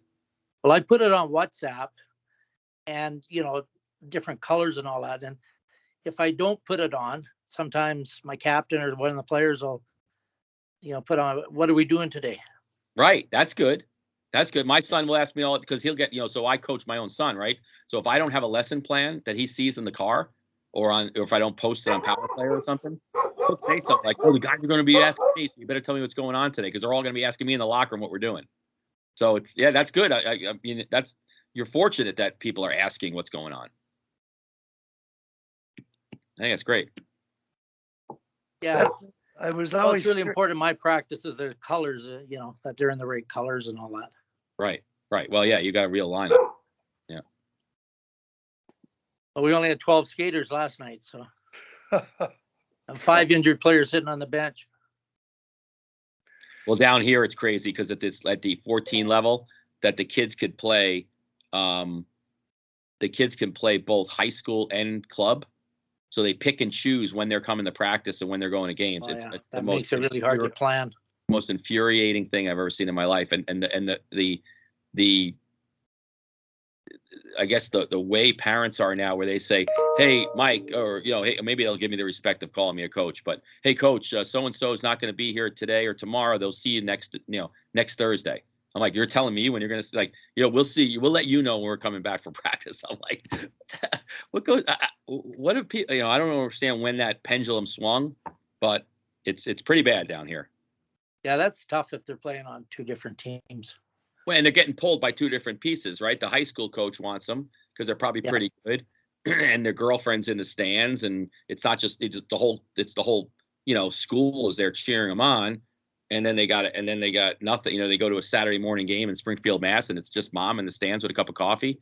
So it's like I get it, but there's also a level of commitment, and you signed up for something, and my argument is, listen, I signed up to coach your group. Like I came here to do this for this year, at least give me the respect of in return of, I'm at every practice, whether there's 4 kids there or 18 kids there. So I don't know. Yeah, that's tough when that happens. I did that kind of Western Women's Pro League, and that was kind of like that there. I didn't know who was coming and who wasn't. And then every game, there'd be 3 players there I'd never seen in my life. and I didn't even know their names, and it wasn't a very fulfilling experience. No, just moving lines and open doors. Yeah. Well, listen, you guys, I sent you Tim Bothwell's link. Now, Mike, if you could experiment with that, and can you subscribe to the site? It's free. Yeah, so I'm opening up here now. I see. I'm looking at the kid. Yep. Perfect. And I'm going to subscribe. Yep. I've subscribed. You should probably see that I've subscribed to it. Okay. And you posted this 2 years ago, so that's a long time ago. Oh, yeah. Yeah. And Tim's got his helmet on. Look at that. Look at it. I mean, I'll tell you, he's doing everything right. Yeah. Well, I've got helmet stories from Hockey Canada. I was auditing an HP2. That's the highest level you can go. And they flew in experts from across the country, like on ice skill experts. And they went on the ice and did an ice session, which to me was just showing off their skills. There was no teaching in it. Yeah. Nobody had a helmet on. And I was on the players bench, and the guy in charge, I asked him, where are their helmets? He said, oh, we can't get them to wear them. I said, well, if you can't get them to wear them, how can we get the public to do that? And I said, I'll talk to Corey, who was the guy in charge in the front office. I never did, because the word I didn't say with Kim was vanity. And that's the biggest thing of all until something happens to you or a close friend. I don't know about you, Tom, but I would never go on the ice without a helmet anymore. Well, no, that I ran into last year, I think, or maybe it was 2 years ago, just playing on that Friday hockey. And this guy, like, the most dangerous thing when you play with old guys or any pickup is guys that turn away from the puck, because you're facing the puck and then they're turning away and they're coming full speed and they hit you. Well, he hit me and I went back and I had a helmet on. I had a SAID helmet on. It broke the helmet at the back. I can't use it, like that connection thing. Yeah. But I hit my head so hard there, and boy, if I didn't have one there, I would have cracked my noggin for sure. Yeah, the pro guys come out all the time. I'll tell you a good story that I was so Tommy Laidlaw and Stefan Matteau and who was it? It must have been who's the Russian kid? Fedorov came out, and they came out to do a program with the Rangers, like one of those try hockey for free days. And I was trying to get a lot of video for USA Hockey, so I said to the guys, I said, listen, we got to have helmets on. And you know, the guy that runs the program said, I'm not telling those guys to wear helmets. Why don't you go tell them? So I went over, and Fedorov, no problem. Actually, Stefan was no problem. So Tommy Laidlaw, I go to Tom. I'm like, hey Tom, you mind wearing a helmet so he can get some video? He goes, I'll wear a helmet. You want to put it on me? And now Tom's a big boy right now, and he's probably in better shape now than he was when he was a player. He goes, you want me to wear a helmet? You put it on my head. I'm like, listen, I don't care what you do. I'll take video of the neck down, but but it's just a matter of, you know, the guys forget about their vanity, right, Wally? It's like you're on the ice with all these little kids. You're on the ice with all these parents. Like I said earlier, it is a rule, and we try to mandate it. Just you know, is it really that big a deal? And I don't know. I don't see why it's a big deal, but I've lost the will to fight it. Like if you're a guy out there that, you know, you can't come on my ice if you don't have a helmet on. Even the kids, like I get college kids all the time, and high school prep school kids that are home. Hey, coach, can I come out and help with the team? No problem. Go get a helmet on. And, you know, why don't you put it, you know, that's the same argument I have, Tom, down here with the junior leagues. You know, every kid that's in playing junior hockey in the U.S. wants to play NCAA hockey. They all want to play college hockey, but none of them wear a mask. They all have half shields. So if your only goal is to play junior hockey to go to the NCAA where you have to wear a full shield, why wouldn't you just have a full shield? Yeah. And it's the craziest thing to me why there's even debate. And I don't even know why, like even the liability, I can't understand how it even gets by liability wise. All these kids getting their faces cut open and teeth knocked out, and chins broken open. Don't get it. It's story time. Coaching Junior A Canucks. We have a injury. We're short staffed. So I brought up a kid from Junior B, He's a 20-year-old mature kid, but they have to wear face masks in junior B. And he came up, gets dressed, puts his mask on, and the players started to make fun of him. And of course, he took his mask off. He got a screwdriver from the trainer. He took his mask off. Well, be damned if he doesn't take a puck in the teeth. Oh. The guy's a model. Wrecks his teeth. Yeah. And we had to go to court. And I had to speak on behalf of our team. And I literally took the side of the kid. He should have had the helmet on. It was on me. That's what ruined my modeling career too. That's why I'm on radio all the time now. But anyway, I'm going to close with that. I'm going to call off. And if you got anything on Gorilla's background, share a bio, I'll do a little bit of promo. Yep. And Mike, if you could help steer the conversation with questions, and Tim knows him personally, and Tim's going to try to join I think it's after opening ceremonies or before opening ceremonies in Beijing. Okay. But I'm looking forward to hearing him and his path in hockey, his role in hockey, and how he's ended up where he is, and all that he's learned throughout. Okay. No problem. I'll confirm that he's on, and then I'll send the link, whatever, all his information, and then I'll have a bunch of Q&A. No, I've interviewed him a couple of times, so we'll have fun with him. He's great. He's a great speaker. Great guest. Okay. And if you could play with the site, typing in keywords, see if it works, just for me.